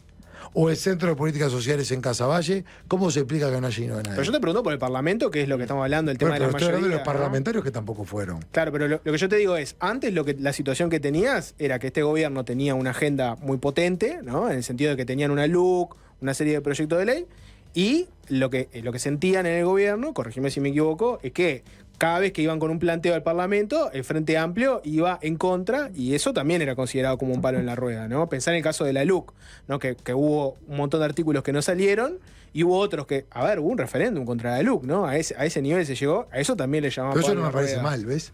Eso no te parece mal. Que utilicen una herramienta que está a su alcance, me parece que es hacer valer su posición. No me parece bien haber mentido para querer ganar esa batalla. Entonces lo que yo te pregunto es... Pero son dos cosas distintas. Por eso, una cosa son las herramientas de control que bien utilizadas ayudan a mejorar la gestión, y otra cosa es hacer valer esas herramientas mintiendo como hizo el Frente Amplio. ¿Y qué pasa? Yo a eso no estoy de acuerdo. ¿Qué pasa cuando ahora no tenés mayorías en el Senado y te vas a encontrar un panorama en el cual querés aprobar algo y el Frente Amplio te dicen no? ¿Cómo te enfrentás a ese? ¿Sabes qué pasa? Como lo mismo que prosperó el proyecto de infancia de Cristina Lustenberg. En la época, ella siendo, que yo me llevo muy bien y le tengo mucho afecto. Cuando el periodo pasado que empezó Cristina con este proyecto, con el Frente Amplio no lo pudo aprobar. Con la coalición republicana sí. Estuvo 4 años eso para muestra, salir, ¿no? Bueno, pero se aprobó en este gobierno. Arrancó, en el pasado no. Claro, arrancó en 2020 y terminó en 2024. Se aprobó, 4 años. Se aprobó en este gobierno, bueno, no te olvides que es un gobierno muy condicionado. En el año 2020, ¿cuál era el tema? La pandemia desde el punto de vista sanitario. En el año 2021, ¿cuál era el tema? La pandemia desde el punto de vista social. En el año 2022, ¿qué tuvimos? La guerra, que nos trajo los problemas que trajo a nivel mundial en una cantidad de países, con la suba de precios en nuestro país. En el año 2023, ¿qué nos pasó? Las sequías. O sea, si vos te pones a pensar, también a atender las demandas de circunstancias vinculadas a las crisis o a la adversidad también nos lleva tiempo. No es más fácil decir, entiendo que estamos en plena campaña, decir, las circunstancias nos obligan a ser muchos más negociadores en caso de ganar. También. No es el mejor escenario, pero no me queda otro. Pero nos hace bien a todos, Sapo. Pero lo que te estoy diciendo es sí. Pero vamos a hablar una cosa clara. Vamos a poner los dos escenarios. El que le toque, en alguna cámara en el Parlamento va a tener que negociar. Eso hace que quienes están en carrera, los dos que llegaron, guste o no guste, te guste más, te guste menos, lo consideres necesario o no lo consideres necesario, estás obligado a hacerlo. Entonces el espíritu, ya que estás obligado a hacerlo, tiene que ser con la mejor, porque no tenés otra opción. Nosotros tenemos ganas de atravesar ese proceso, porque aparte, nosotros vamos a llegar con la coalición en el momento de mayor madurez para gobernar. Y el estar a nivel interno de coalición, en el momento de mayor madurez, permite muchísimo más serenidad para atender los puentes para lo que sería la oposición en el próximo periodo. Bien, me diste el pie perfecto. Juanjo, te voy a pedir el tuit de Alejo Gutiérrez, el ex intendente de Rocha, no sé si lo viste. No lo Alejo. vi. Hoy no hablé con Alejo. No hablaste con Alejo. Gran... Ese sería el logo de la coalición. Ahí lo podés ver en la pantalla por si te lo perdiste, ¿no? Porque decís el mejor momento de la coalición. Para muchos el mejor momento de la coalición va a ser cuando realmente se conforme la coalición en el 2030. Ponía Alejo, coalición republicana, la gente va siempre delante de los dirigentes. El proceso de maduración política necesario se cumplió, ganamos y gobernamos bien el Uruguay, pasamos todas las pruebas de fuego juntos. Ahora es hora de darle nacimiento como expresión electoral a la coalición republicana para el 2030. Lindo trabajo. Yo estoy. ¿Tú? Alejo está. No me lo preguntaba a mí, se lo preguntaba a la gente. Sí, en ¿y general. tú estás? Yo tengo un profundo arraigo a toda esta etapa coalicionista. Alejo es amigo, dirigente político muy cercano. Estamos hace muchos años juntos, aparte de la amistad, estamos muy estrechados desde el punto de vista político. Sé que está ese run, hay varios dirigentes que lo han expresado. Yo creo que es un tema para después del 24 de noviembre. Que lo hablaré con Alejo en algún asado en Rocha, en La Paloma, y lo estaremos compartiendo. Creo que hay una tendencia a una coalición que cada vez está muchísimo más ligado, que tiene un sentido de pertinencia de instrumento. Después se verá el alcance. Igual el mensaje fue claro en el día del discurso de Álvaro, ¿no? O sea, estaba atrás, decía Coalición Republicana 2030. O sea, hay un concepto atrás. Uno intuye, seguramente esté en conversaciones por debajo, intuye que se está trabajando para eso. El para instrumento está consolidarlo. formado. Sí, pero no electoralmente. Pero Sapo, el avance del instrumento se ve de que hoy, en el periodo pasado se había frustrado el intento de coalición en Montevideo. Y ahora prosperó. En Montevideo, en mayo vamos a ir con el lema Coalición Republicana. En Canelones y en Salto, ya de 0 a 3 departamentos. Claramente hay una tendencia al instrumento coalición en una mayor medida, ya sea en lo departamental, en más departamentos, y creo que va a ser parte de los intercambios que hay que tener después del 24 de noviembre. Pero ahora, ganar el 24 de noviembre y el 1 de marzo, acelerador a fondo y seguir gobernando. Una pregunta, así ya hacemos una tanda y nos metemos en eso, pero antes de la coalición, ¿no? Pregunta así a calzón quitado, ¿no? Entiendo que en muchos departamentos sirve ese razonamiento, ¿no? Pensá en los departamentos donde es más fuerte el Frente Amplio, ¿no? Montevideo, Canelones, tenés el caso de Salto también. Pero, ¿qué pasa en departamentos que son históricamente blancos y que son blancos de, ¿no? La hegemonía del Partido Nacional es casi indiscutida ahí. Es más, en muchos casos te puede pasar que a nivel nacional vote muy bien el Frente Amplio, pero a nivel departamental, esos que votaron el Frente Amplio vuelven a votar un blanco porque, es un tema que es interesante para analizar.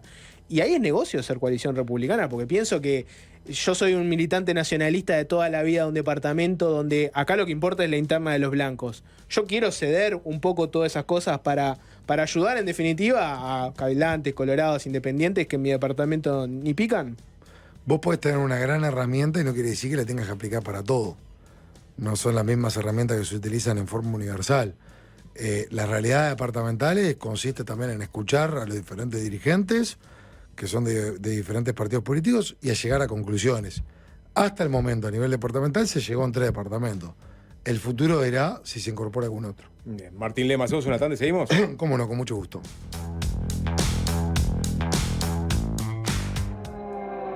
Es fácil desviarse.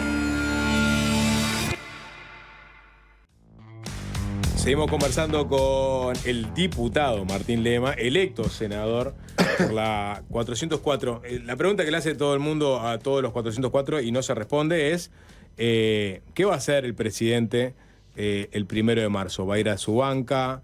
¿Va a dirigir el partido de afuera? ¿Piensa ser coordinador de la coalición por parte del Partido Nacional? ¿Tienen una idea de eso? Nunca se habla por el presidente. Nunca se habla por el presidente. Bien. No, había que hacer la pregunta. Ahí había que dar esta respuesta. Y había que dar esa respuesta. Cumplimos los dos. Está bien, perfecto. O sea que queda por ahí la cosa. No, mira, yo sí lo que te voy a decir es, no sé qué va a hacer Luis. Luis es más líder que cualquier otra cosa. Por supuesto, presidente y todo. Y para liderar no necesitas un lugar que te avale. Una cosa es estar en un lugar para hacerlo valer, que puede ser mandar, que puede ser ejercer una jefatura, porque sos el que está más arriba jerárquicamente y demás. El liderazgo es otra cosa. ¿Qué es lo que nos tiene sin cuidado independientemente de lo que defina? El liderazgo que tiene. Yo estoy del año 2006 con Luis. Siempre digo, siempre fue un líder que se convirtió en candidato primero y en presidente después. Pero el común denominador es el liderazgo. Es un líder con todas las letras. Es increíble la cantidad de gente que cuando uno habla, va a hablar con Luis y es como que hace una descarga emocional y sale renovado, porque tiene un nivel desde el contacto humano, la recepción humana, la conducción. Casi, por lo que no, pero te lo digo, mirá que, pero te voy a decir una cosa. Camina sobre el agua. Fuera de. No, pero para mí es un presidente. Yo sé lo que veo a veces. Pasa con Luis y pasa con otros referentes y puede pasar con otros partidos políticos. Que a veces somos hiper generosos y contundentes de reconocer a los antepasados, que está bien, y somos re tímidos de lo vigente. Y vos tenés tipo de primer nivel. Yo te hablo de quien considero en esta actividad el mejor de todos, ¿tá? Pero tenés en diferentes áreas tipo de primer nivel que a veces, como se dice, el reconocimiento se da con el correr del tiempo, no en la vigencia cuando estás llevando adelante una actividad. Y a mí me gusta reconocerlo porque le tengo el agradecimiento personal y porque lo que yo te estoy diciendo lo vas a encontrar a lo largo y ancho de diferentes experiencias personales. Pero te digo que siempre asombra cómo una persona con tanta responsabilidad puede tener ese nivel de atención y ejercer ese liderazgo. Por tanto, donde esté, por lo menos para mí, no es algo que cambie por ese liderazgo tan fuerte que tiene. Ahora que hiciste esa descripción, ¿no? Te hago esta pregunta por ese lado, ¿no? Capaz que al Frente Amplio le pasó un poco eso, ¿no? Que tenía un gobierno con el de Mujica que electoralmente fue muy potente, ¿no? Después llegó el segundo gobierno de Tabaré Vázquez, que en un momento te acordás que tuvo un problema con las mayorías. Fue un gobierno que fue muy inactivo, ¿no? O sea, quiso hacer mucha cosa, terminó siendo muy poca, tuvo muchos problemas en muchos temas, pensaba, la educación capaz es el más evidente, se fueron sus propios jerarcas, viste, que tenían para hacer la transformación educativa, no le hicieron, se fueron, terminaron en algunos militando para los partidos que serían de la coalición después. ¿No te parece que hay un riesgo de que este gobierno haya sido un gobierno que tuvo mayorías, un líder carismático como la calle Pou, y que después si viene Delgado en un gobierno que no tenga mayorías, que esté bastante trancado y con mucha dificultad, pierda un poco de inacción pensando en 2029? Es decir, ¿cómo evitás que tener un gobierno ahora medio flojo, medio complicado, con dificultades de aprobar cosas, y que cuando vuelva a la calle Pou eventualmente el 2029 se encuentre un panorama medio incierto? Primero que considero muy injusto no digo que lo estés haciendo vos, porque es lógico que son personas distintas la que está y la que aspira a estar. Es muy injusto la comparación porque son características muy distintas. Yo soy muy de los procesos. El proceso que comenzó Luis Lacalle Pou el 1 de marzo de 2020 sería realmente, a mi entender, muy injusto para con el país que termine el 1 de marzo de 2025. Porque el proceso tiene que trascender las personas. Lo que empezó con Luis y un gran equipo de la coalición debería continuar. Y debería continuar con las características. Con las características de Álvaro y de eventualmente el equipo que lo acompañe. Y si me preguntas, cuando miro para adelante, veo mucho más expectativas en el periodo que viene todavía que estas. Porque en estas se echaron las raíces, se establecieron una cantidad de cimientos y se puso la casa en orden. Creo que el periodo que viene se va a sentir muchísimo más lo que fueron las acciones incluso implementadas en este periodo. Por tanto, más que el término comparación, creo que el término es complemento.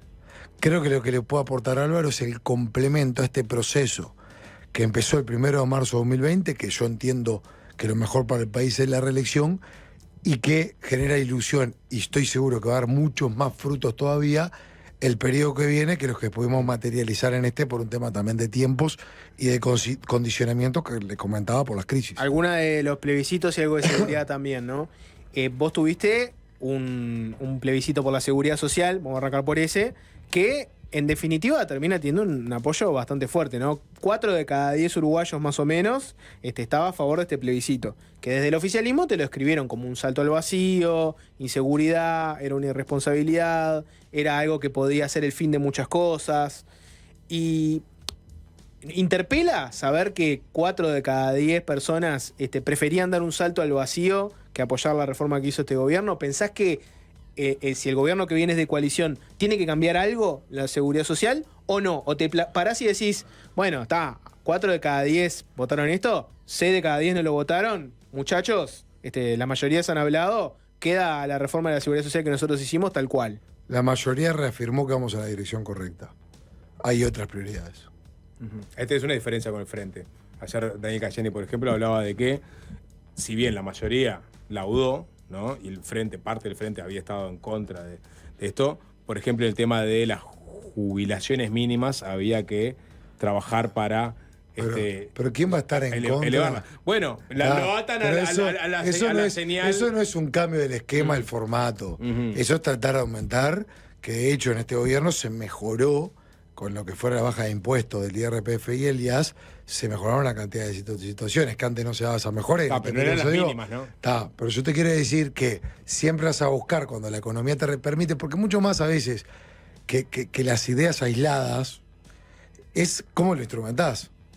Hace poco tiempo, es parte de las gran contradicciones de las circunstancias de la desorientación que tiene este Frente Amplio.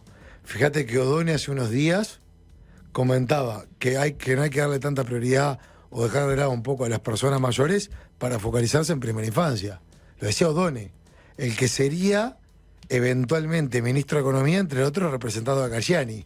Y ustedes me dicen que Cayani ayer hizo referencia a las jubilaciones.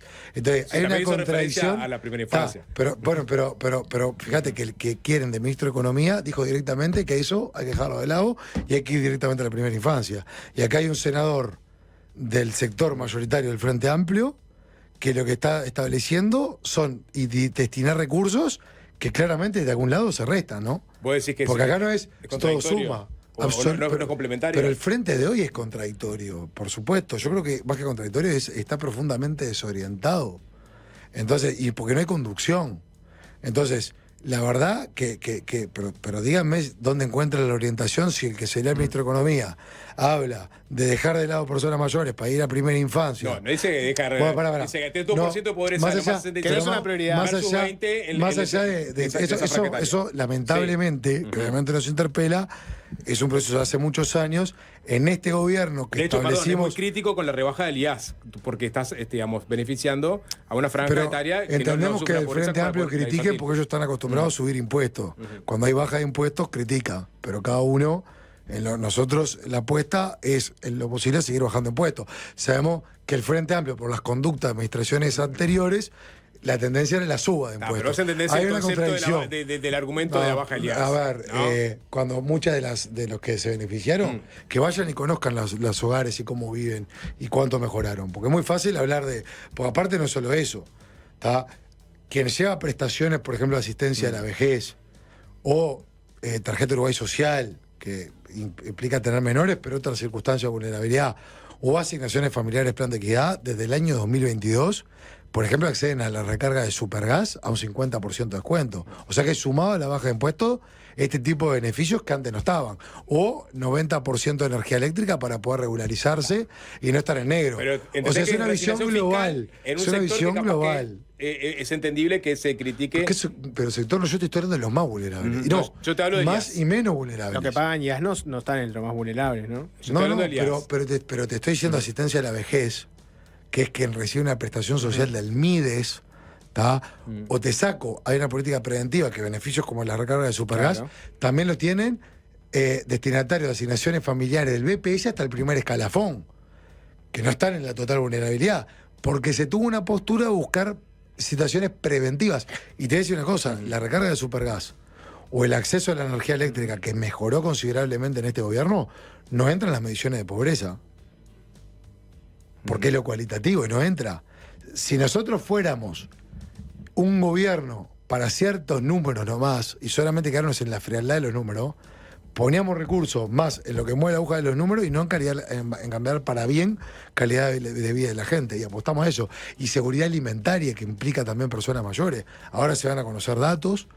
Todos los indicadores, por lo menos preliminares, lo que se conocía, es que Uruguay ha tenido enormes avances en este periodo en materia de seguridad alimentaria. Pero para ponerlo en blanco y negro, ¿no? Para hacerlo recontra claro, ¿no? Y hablando de lo del Supergas, te cuento una anécdota personal, ¿no? Yo conocí a una persona que trabajaba en ese ámbito y la verdad que te rompe el corazón la cantidad de gente que en pleno invierno te llama y te dice, todavía me queda del Mides para pedir, porque les hace la diferencia. Son personas que la diferencia de pasar un invierno con frío o no es la recarga que tiene el Mides. ¿Por qué le subiste? ¿Por qué sacaste el IAS a los jubilados que tienen más plata? En vez de agarrar y esa plata que hoy estás resignando, usarla toda para darle más recarga de Supergas a los que pasan un invierno con frío.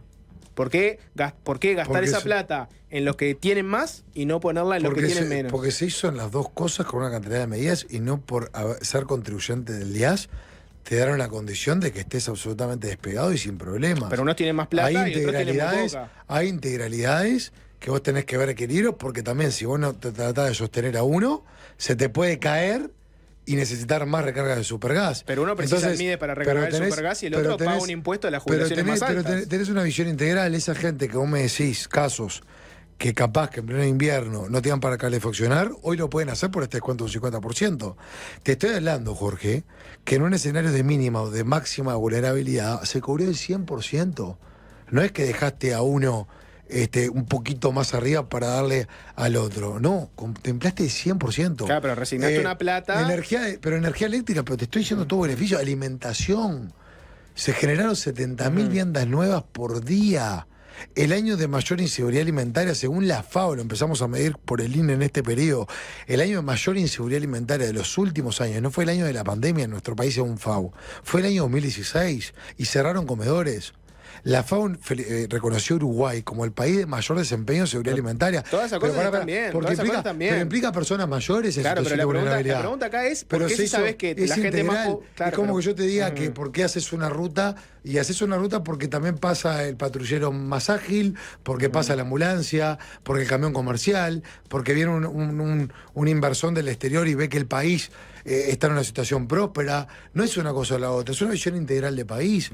La sensibilidad social que se tuvo en este periodo no se tuvo antes. Martín, tenemos poco tiempo y quedó allanamientos. No se aprobó el allanamiento. 2 sobre eso. Se militó poco por el plebiscito, la primera. Y la segunda, ¿queda la chance de por vía legislativa avanzar o no? Primero, la voluntad popular hay que respetarla, lo decíamos en todo tipo de instancias de estas características. Son instancias que es muy difícil muchas veces que prosperen, que aplica para todos los casos, ¿no? Como se habló por parte del Ministerio del Interior, y creo que estuvo el senador Camí, que lo militó mucho, basado en lo que fue la raíz que impulsó Jorge Larrañaga, hacía referencia siempre a una herramienta más. Esa herramienta ahora no se tiene. Lo que no hay duda, porque hay que ver también la integralidad de la seguridad pública, que el camino es el correcto el que se está estableciendo en seguridad pública. Que bajaron los delitos. Pero antes de ir a los delitos, allanamientos, o sea, hubo una instancia Hubiera preferido tenerla que no. Para ir por la vía legislativa a reinterpretar la Constitución. ¿Hay chance de que se recorra esa vía? Yo ¿Con no lo acuerdo tengo. con el Frente Amplio? Yo no lo, a ver, como todo, no hay que ser fundamentalista una cosa o la otra. Yo hoy no lo tengo en el horizonte, ni tampoco he profundizado mucho en el tema. Hubo una voluntad popular, que fue lo que determinó que no prospere esa herramienta. El Ministerio del Interior, y en forma integral, a través del MIDES, de la ANEP, etcétera, etcétera, están profundizando en las medidas de seguridad, que yo creo que eso es el pilar fundamental que ha establecido este periodo de gobierno. Bien, y otra que me quedó. Por ahora no hay un compromiso país, están trabajando en eso, ¿no? ¿Tú estás metido en algo? No, porque eso están técnicos. Hubo una primera reunión el lunes a las 4 de la tarde, el otro día, el 28. Está Agustín Iturralde como el coordinador, el economista Agustín Iturralde por parte de Álvaro, y estando en permanente interacción con los técnicos de los partidos socios de la coalición. ¿Y cuándo va a estar? Porque por ahora corren con desventaja en el sentido que no le pueden presentar a la población el compromiso de la coalición. Oportunamente va a estar. Estos días. Se Bueno, viene. Se nos viene, se nos No, viene. digo, porque es corta, muy corta la estos campaña. días, 3 semanas. Estos días. Estos días. Se viene. Seguridad. Nicolás Martinelli es una persona de tu confianza, no es un ministro blanco, pero además de ustedes, ¿no? Afortunadamente. Vos tenés dos situaciones, ¿no? El Cabildo Abierto queriendo decretar la emergencia de seguridad, diciendo que no se acabó el recreo, que hay que virar para otro lado. Tenés ahora a Pedro Bordaberry diciendo sería momento de que probemos con un ministro de Interior del Partido Colorado, ¿no? ¿Vos qué pensás? Primero, ¿te parece Martinelli para repetir? ¿Lo pondrías a Martinelli como ministro de Interior en un segundo gobierno? Y lo otro es la propuesta esa de Bordaberry diciendo momento de que el Partido Colorado agarre el Ministerio de Interior. Ustedes saben bien la cercanía que tengo con Nicolás Martinelli. Lo veo entregarse y trabajar al mango a diario. Y está tan compenetrado en la seguridad de cada día y de cada minuto que no hemos tenido oportunidad de proyectar. Y en respeto a su trabajo y entrega permanente, yo prefiero no hacerlo. Oportunamente esas circunstancias se definen. Sobre lo que dice tanto Pedro Bordaberry como Manín Ríos y demás, son expresiones que cada uno tiene el derecho a hacerlas y están en su legítima posibilidad de ejercerla. Mi posición es que estamos en el camino correcto por dos razones. Primero, porque se terminó la etapa del miedo a reprimir el delito. Acá el delito en esta etapa se reprime y no hay vuelta. Y se termina el tema ahí. ¿Vos decís que Bonomi tenía miedo a reprimir el delito? Sí, no, el Frente Amplio le tiene terror. No. El Frente Amplio tiene terror. Pero Bonomi, digo Bonomi, Bonomi. Bueno, yo estoy dando el Frente Amplio, porque pasó Bonomi, pues me pasaron otro. Bonomi fue el ministro del Frente Amplio. ¿Sabes qué? Me cuesta mucho. Pero pará, me cuesta mucho hacer referencia a alguien que no está con la posibilidad de defenderse. Pero hablemos de su gestión. Pero prefiero hablar de la gestión del Frente Amplio, porque pienso lo mismo de Bonomi como de los otros que pueden haber estado. Personalizarlo en este momento, yo prefiero no hacerlo por un tema de que no tiene el derecho. Lo atacaron por izquierda, Bonomi por los operativos de saturación. Pero hay dos cosas. Por un lado, reprimir el delito. El Frente Amplio, si le tuvo miedo y le tiene miedo a reprimir el delito. De prosperar la fórmula Orsi-Cose, que yo creo que no va a prosperar, porque creo que vamos a ganar nosotros. Pero el partido hay que jugarlo, el resultado hay que construirlo. Claramente la represión baja muchísimos escalones. ¿Pero por qué? Porque tienen miedo a reprimir. Le tienen terror a reprimir. Hay que poner un argumento un poco más sólido. Pero porque lo tenían antes, porque fíjate el programa del Frente Amplio, decime dónde encontrás el término represión. El delito se reprime, punto. Pero y en los programas anteriores tampoco aparecía la represión, y te digo, Bonomi inauguró los operativos de saturación que generaron el escozor de buena parte de la izquierda. Pero eso, eso es una acción aislada. En términos generales hay terror a reprimir el delito por parte del Frente Amplio. Aparte voy a decir otra cosa, que acá sí corres por otra línea. Nunca se tuvo una política penitenciaria y postpenitenciaria como la que se tuvo ese gobierno, y puedo hablar con total propiedad, porque yo estando en el MIDES pedí la Dirección Nacional de Apoyo al Liberado, que estaba en la órbita del Ministerio del Interior, al MIDES. Y se estableció una política postpenitenciaria con 5 ejes que está dando resultados. Porque la visión de seguridad va mucho más allá del Ministerio del Interior. El Ministerio del Interior actúa cuando se produce el delito. La política más efectiva y eficiente de seguridad es la prevención de justamente que el delito no ocurra. Entonces, yo creo que este gobierno, con una pata represiva, sin temor a aplicarla, con esclarecimiento de los delitos, atrapando a los delincuentes y demás, y la pata complementaria de la rehabilitación y de esa política postpenitenciaria, creo que claramente estamos en la dirección correcta, y ahí los resultados, la baja de la rapiña, la baja de los hurtos, la baja de vejeatos y demás. La última, porque te faltó un delito ahí, ¿no? Las últimas cifras del Ministerio del Interior dan que ahora tenés un homicidio menos que el año pasado y tenés la misma cantidad de homicidios de 2019, cuando terminó el gobierno del Frente Amplio, que como decís vos, tuvo terror a deprimir, fue un fracaso, etcétera. ¿Con qué métrica entendemos que tener la misma cantidad de homicidios que en 2019 y uno menos que el año pasado no es un fracaso? Métrica, porque no estamos hablando de un solo modelo, sino que estamos hablando de varios. De los varios, todo el resto están a la baja. La rapiña 41% menos, 21% menos en los hurtos, 65% menos en los abigeatos. Con los homicidios ya ha sido reconocido que se está buscando atacar con un formato cada vez más agresivo para que haya una disminución de los mismos. La meseta está. O sea, veníamos en una curva ascendente y ahora tenemos una meseta, porque como está diciendo que es lo mismo que el año 2019. O sea, que estábamos acostumbrados a que todos los años, en todos los periodos, crezcan los delitos. Ahora tenemos un periodo que baja todos los delitos y el que no está pudiendo bajar, hay una meseta. Eso por un lado. Y por el otro, que hay muchas circunstancias que están vinculadas, que no lo digo como justificar, sino explicar de cuáles son los desafíos desde el punto de vista tecnológico y de trabajo social para evitar. Una persona un día se levanta caliente, discute con el vecino, porque hay más violencia lamentablemente, y le pega un tiro. El accionar de la policía está muy limitado porque no tenés un policía en cada cuadra. Entonces, esas circunstancias que muchas veces se dan por el aumento generalizado, lamentablemente, de violencia, en trabajar las raíces de esa violencia. Y trabajar las raíces de esa violencia no tiene un resultado inmediato. Son historias de vida que muchas veces aparecen en primera infancia. Yo recorrí todas las cárceles del país. Hablé con una cantidad de personas que recuperaron la libertad. Hay casos de cuando tenían 4, 5, 6 años que eran maltratados por los padres. Que el crack del barrio, de la vuelta, era el que estaba metido, por ejemplo, con delitos, narcotráfico y demás. Que eso fue todo lo que fue desarrollando a lo largo de su vida. Es espantoso. Son circunstancias realmente extremas. De hecho, como sociedad, todos tenemos responsabilidad en la contribución de esa violencia, que son trayectorias de vida, que hoy decís, ¿cómo hago para que esta persona cambie una cantidad de hábitos, de costumbres y de hábitat hacia otra dirección? Ese desafío es parte de la política postpenitenciaria y penitenciaria que se está haciendo. ¿Es de un día para el otro? No. ¿Va a dar resultado? Sí. Te hago el recorte y habla un dirigente de Frente Amplio. Sí, claro. Por supuesto que no. Está por sacar presos de las cárceles. Está por sacar presos de la cárcel. La diferencia es que hay mucho discurso y acá hay mucha acción. Bien. Martín y Lema. Yo estoy escribiendo acciones. Muchas gracias por haber venido. Por favor, gracias a ustedes. Fácil desviarse.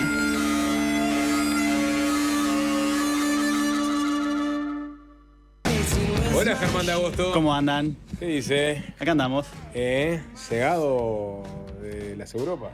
Sí, estuve un tiempito ahí en Ginebra conociendo los andamiajes de la burocracia internacional. Me interesa una columna sobre eso en particular. Bueno. Sobre el estado de salud de las instituciones de comercio internacional. Exacto. Sí, del resquebrajamiento del orden internacional imperante en la segunda posguerra. Que tiene que ver con la columna de hoy también. Y bueno, tiene que ver con los temas que de alguna manera vamos a usar para salir un poco de la lógica doméstica de las elecciones y nos metemos ya en la lógica externa de las elecciones norteamericanas, que son el martes que viene. Que de hecho ya, no sé si vieron, pero ya estamos teniendo repercusiones de fraude alentadas por nuestro amigo Donald. Siempre está ahí. Nunca falta, es como la pantomima que tiene que haber en cada elección. Tiene que haber. A ver, el otro día vi que Kamala Harris contestó la que ha sido la crítica más fuerte a la gestión de Biden y a la que eventualmente sería su presidencia. Y dijo, en el gobierno de Biden la prioridad era sortear el COVID y reconstruir la confianza de la gente y la confianza internacional. Mi primera prioridad va a ser bajar los precios. Ahí va. Eso fue lo que dijo Kamala Harris, como diciendo, yo sé que todo el mundo acá está caliente de que la nafta está más cara, la comida está más cara, voy por ahí. ¿Es eso? ¿Es esa la lucha que hay hoy, Germán, en Estados Unidos, entre un gobierno que te dice hay que bajar ya los precios, ¿no?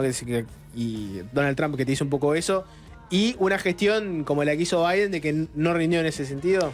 Y bueno, lo que pasa es que se agarró en ese momento. Estados Unidos tuvo un pico de 9,1, si no estoy equivocado, en el peor momento ahí del 2022, que para Estados Unidos es la peor inflación de los últimos 40 años. La inflación en Estados Unidos había dejado de ser un problema en los 80, en ese proceso conocido en la literatura como la gran moderación, que es justamente una reducción de las fluctuaciones cíclicas de las economías, en particular en países ricos, y entonces se habían olvidado de ese problema. No es como nosotros que convivimos históricamente con eso, y el COVID le puso justamente, el COVID después sumado al impacto de la guerra, justamente un piso mucho más alto a la inflación. Y más allá de que la inflación ha bajado y hoy está en 2%, que es un objetivo consistente con el que tiene la Reserva Federal, la sensación es esa, es que el costo de vida se mantuvo igual. Y eso tiene que ver con lo que llaman los precios pegajosos, ¿no? Con la rigidez de los precios a bajar cuando vienen de subida. Entonces, por eso son pegajosos una vez que suben.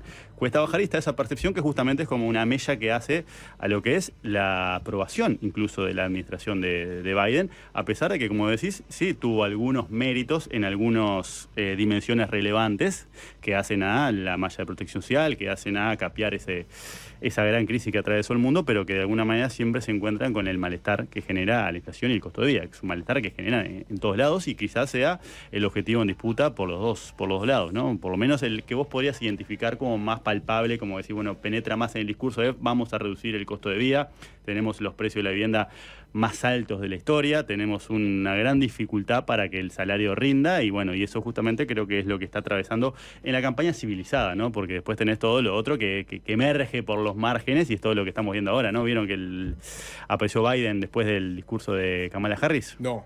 Sí, que venía haciendo todo una cuestión de antagonismo en relación a la virulencia discursiva de Trump, a esa violencia, a esa fragmentación, a esa separación, a ese odio que transmite en cada momento. Y sobre el cierre cae el veterano y le dice, los seguidores de Trump son todos una basura. En 2 segundos le dio vuelta la... Vino porque hubo un evento, Donald Trump, Sapo, donde fue un comediante, de esos comediantes de derecha políticamente incorrectos, y hizo una cantidad de chistes, entre comillas, que yo no te puedo explicar. Uno era... salió en las noticias que hay una isla de basura flotante en el mar. Dicen que se llama Puerto Rico.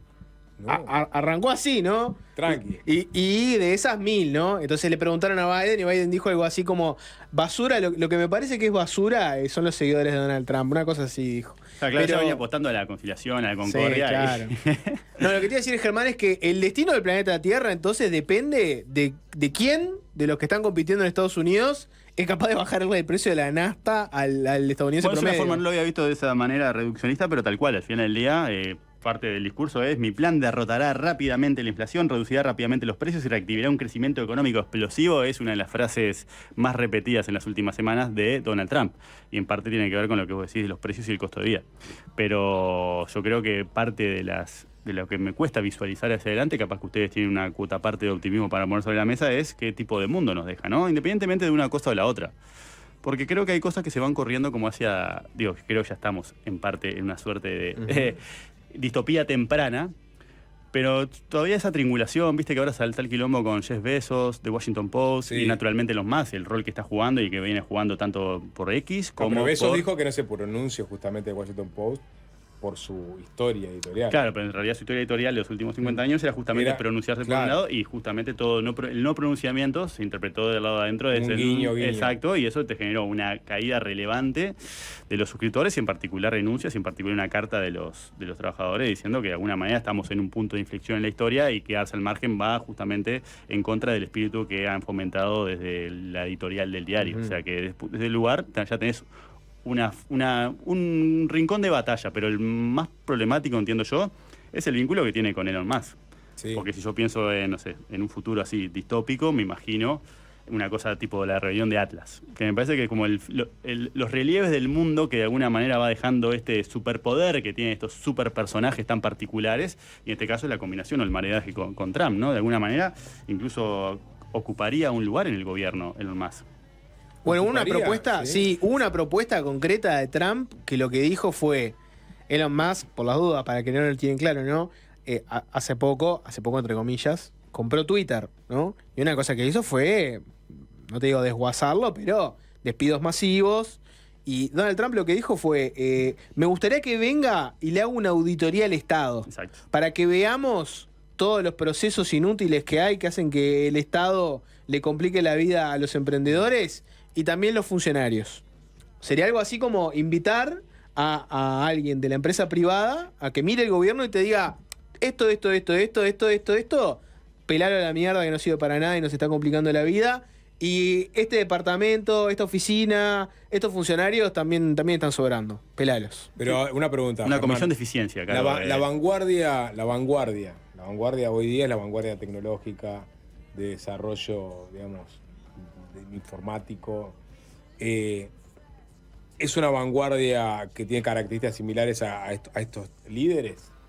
Como Trump o como Yo creo que en definitiva lo que no hay como ahí, no hay un cambio del espíritu de los tiempos que va por ahí también. O sea, bueno, por eso yo creo que justamente estamos en ese cambio de época que te renueva los espíritus, pero creo que uno de los espíritus que está renovado es la concentración del poder, poder económico y poder político. Y creo que en este caso se concilian los dos y te deja en manos de una figura que de alguna manera tiene como esa visión randiana de las cosas, ¿no? Sí. De mirar justamente del lugar que ocupan los emprendedores que de alguna manera son tan disruptivos que de alguna manera no tienen por qué reparar en algunos códigos morales o en algunos códigos de convivencia o en algunos códigos democráticos, justamente en el entendido que están bajo la noble tarea de empujar los límites y los márgenes de la civilización. Eso es un poco el héroe que se imaginaba Ayn Rand, que era novelista, pero filósofa. Su filosofía era justamente el objetivismo, que lo que hacía era la exaltación del egoísmo bien entendido. Por eso tiene un libro que es La virtud del egoísmo, y para ella la deformación del concepto del egoísmo es uno de los peores males que tuvo el planeta Tierra. Lo cité de memoria por tu libro.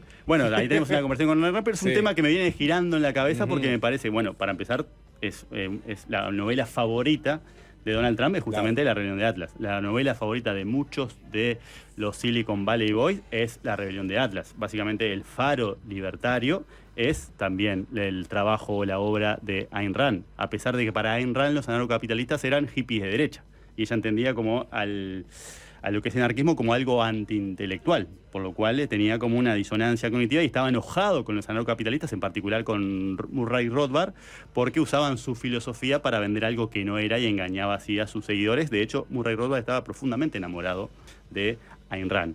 Pero básicamente Ayn Rand tiene esa persona, de hecho ella lo que dice es: yo me hice novelista para justamente encontrar un vehículo sobre el cual pueda exaltar al hombre que me imagino. Digo el hombre y no la persona, porque justamente ella resaltaba esas virtudes básicamente masculinas asociadas a esos empresarios básicamente malinterpretados por la sociedad, a lo cual le debemos todo porque el resto somos parásitos poco productivos. Básicamente todo lo que está en el corazón de su arquetipo de novelas es ese personaje que hoy por hoy está encarnado en Elon Musk. Sí. Y este vínculo de meterlo, como dice Jorge, a que sea un auditor, a que sea un promotor de reformas drásticas, a que sea un vigilante de la eficiencia del Estado.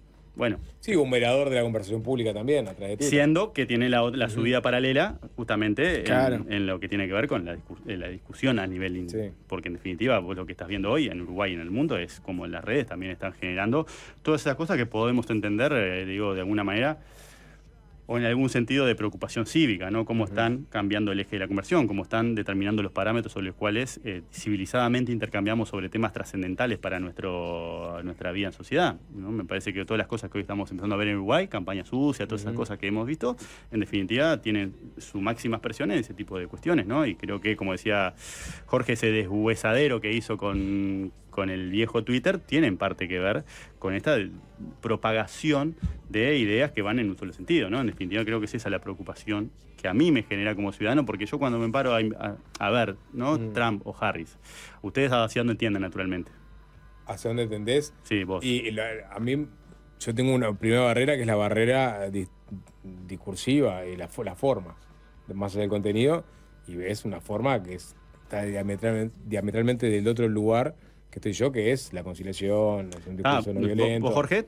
Porque a mí me cuesta, ver, y capaz que me he convertido en un woke, y me cuesta visualizar, pero realmente me cuesta encontrar argumentos para estar de ese otro lado cuando siempre hago el ejercicio de abogado del diablo. Pero depende de cada persona. Uno a veces busca cualidades humanas en un candidato, otro busca ideas primero, yo qué sé. Lo que pasa ahí es que vos tenés por un lado las políticas que implementan y después tenés las cosas... Pasa que ver una elección de otro país siempre la vas a ver con la óptica del tuyo, ¿no? Entonces, si yo fuera estadounidense pensaría una cosa, yo soy uruguayo, entonces pienso otra.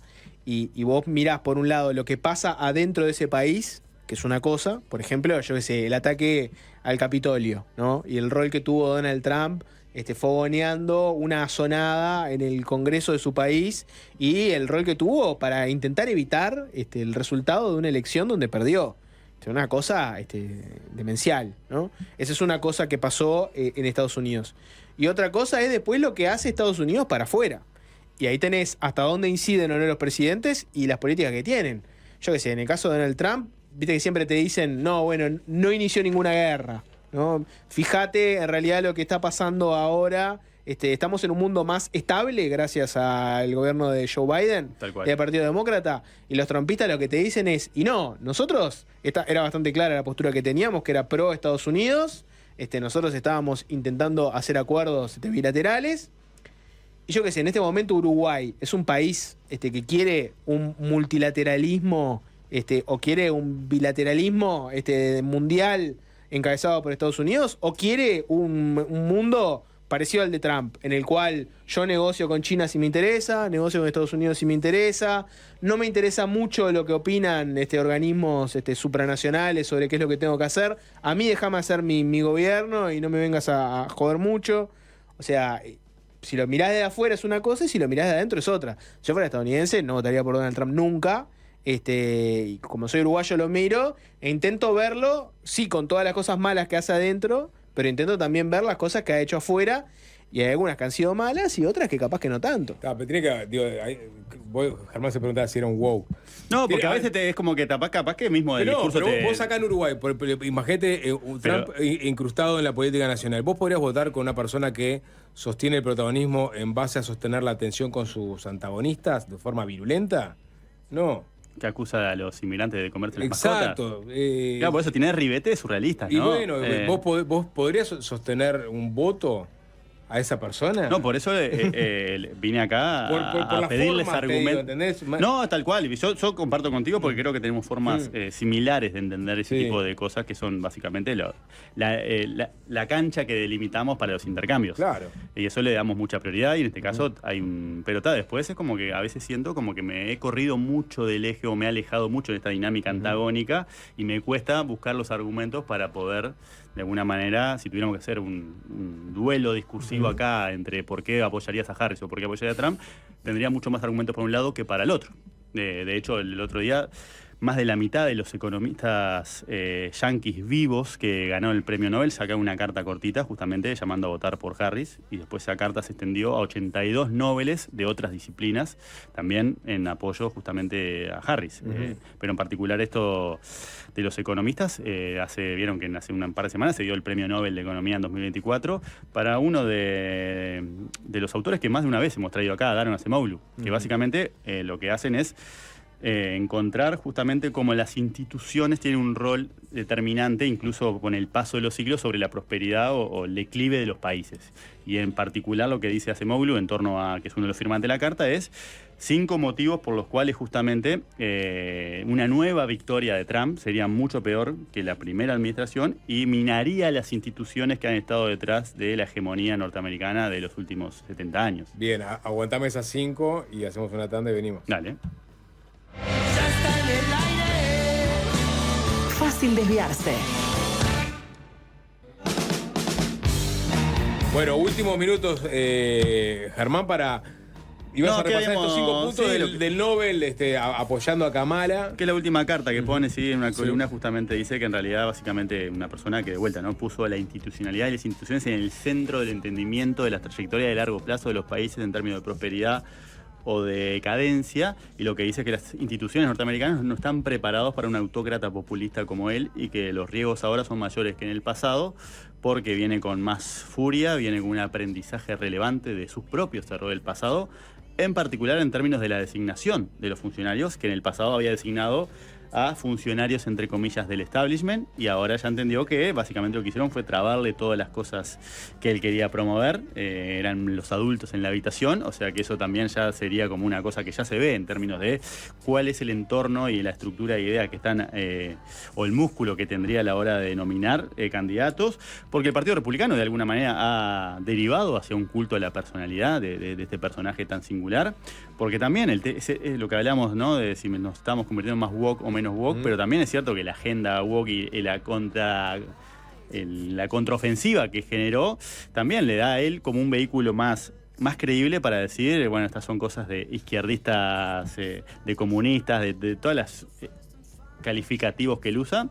Además, lo que tenés es justamente esa mayor coherencia también que le da justamente el aprendizaje de haber pasado todo su primer periodo. Entonces, por ese conjunto de razones que compara con la administración anterior, Acemoglu, el ganador premio Nobel, en la segunda semana justamente entiende que es un riesgo importante para Estados Unidos, de nuevo, mediante las instituciones, o las instituciones mediante, de cara al futuro, y es cierto lo que hablamos en la tanda, ¿no? Ese futuro de un mundo bipolar confrontativo, de un mundo mucho más fragmentado, de un mundo dividido en dos bloques en disputa, y bueno, como enclave uruguaya de alguna manera eso va a tener sus impactos. Lo que hablamos de qué preferís, que vengan los chinos o los estadounidenses a imponerte esas cosas. Lo que pasa es que antes podemos decir que en la Guerra Fría era bastante claro cuál era la división, ¿no? Tenías la división liderada por Estados Unidos y la que tenías liderada por la Unión Soviética, ¿no?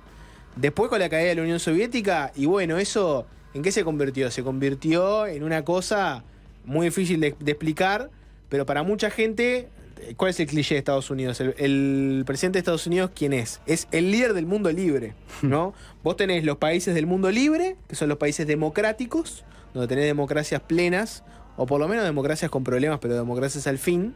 Y después tenés otra cosa, que nunca se definió bien qué era, pero podemos decir que ahí entrarían ¿qué?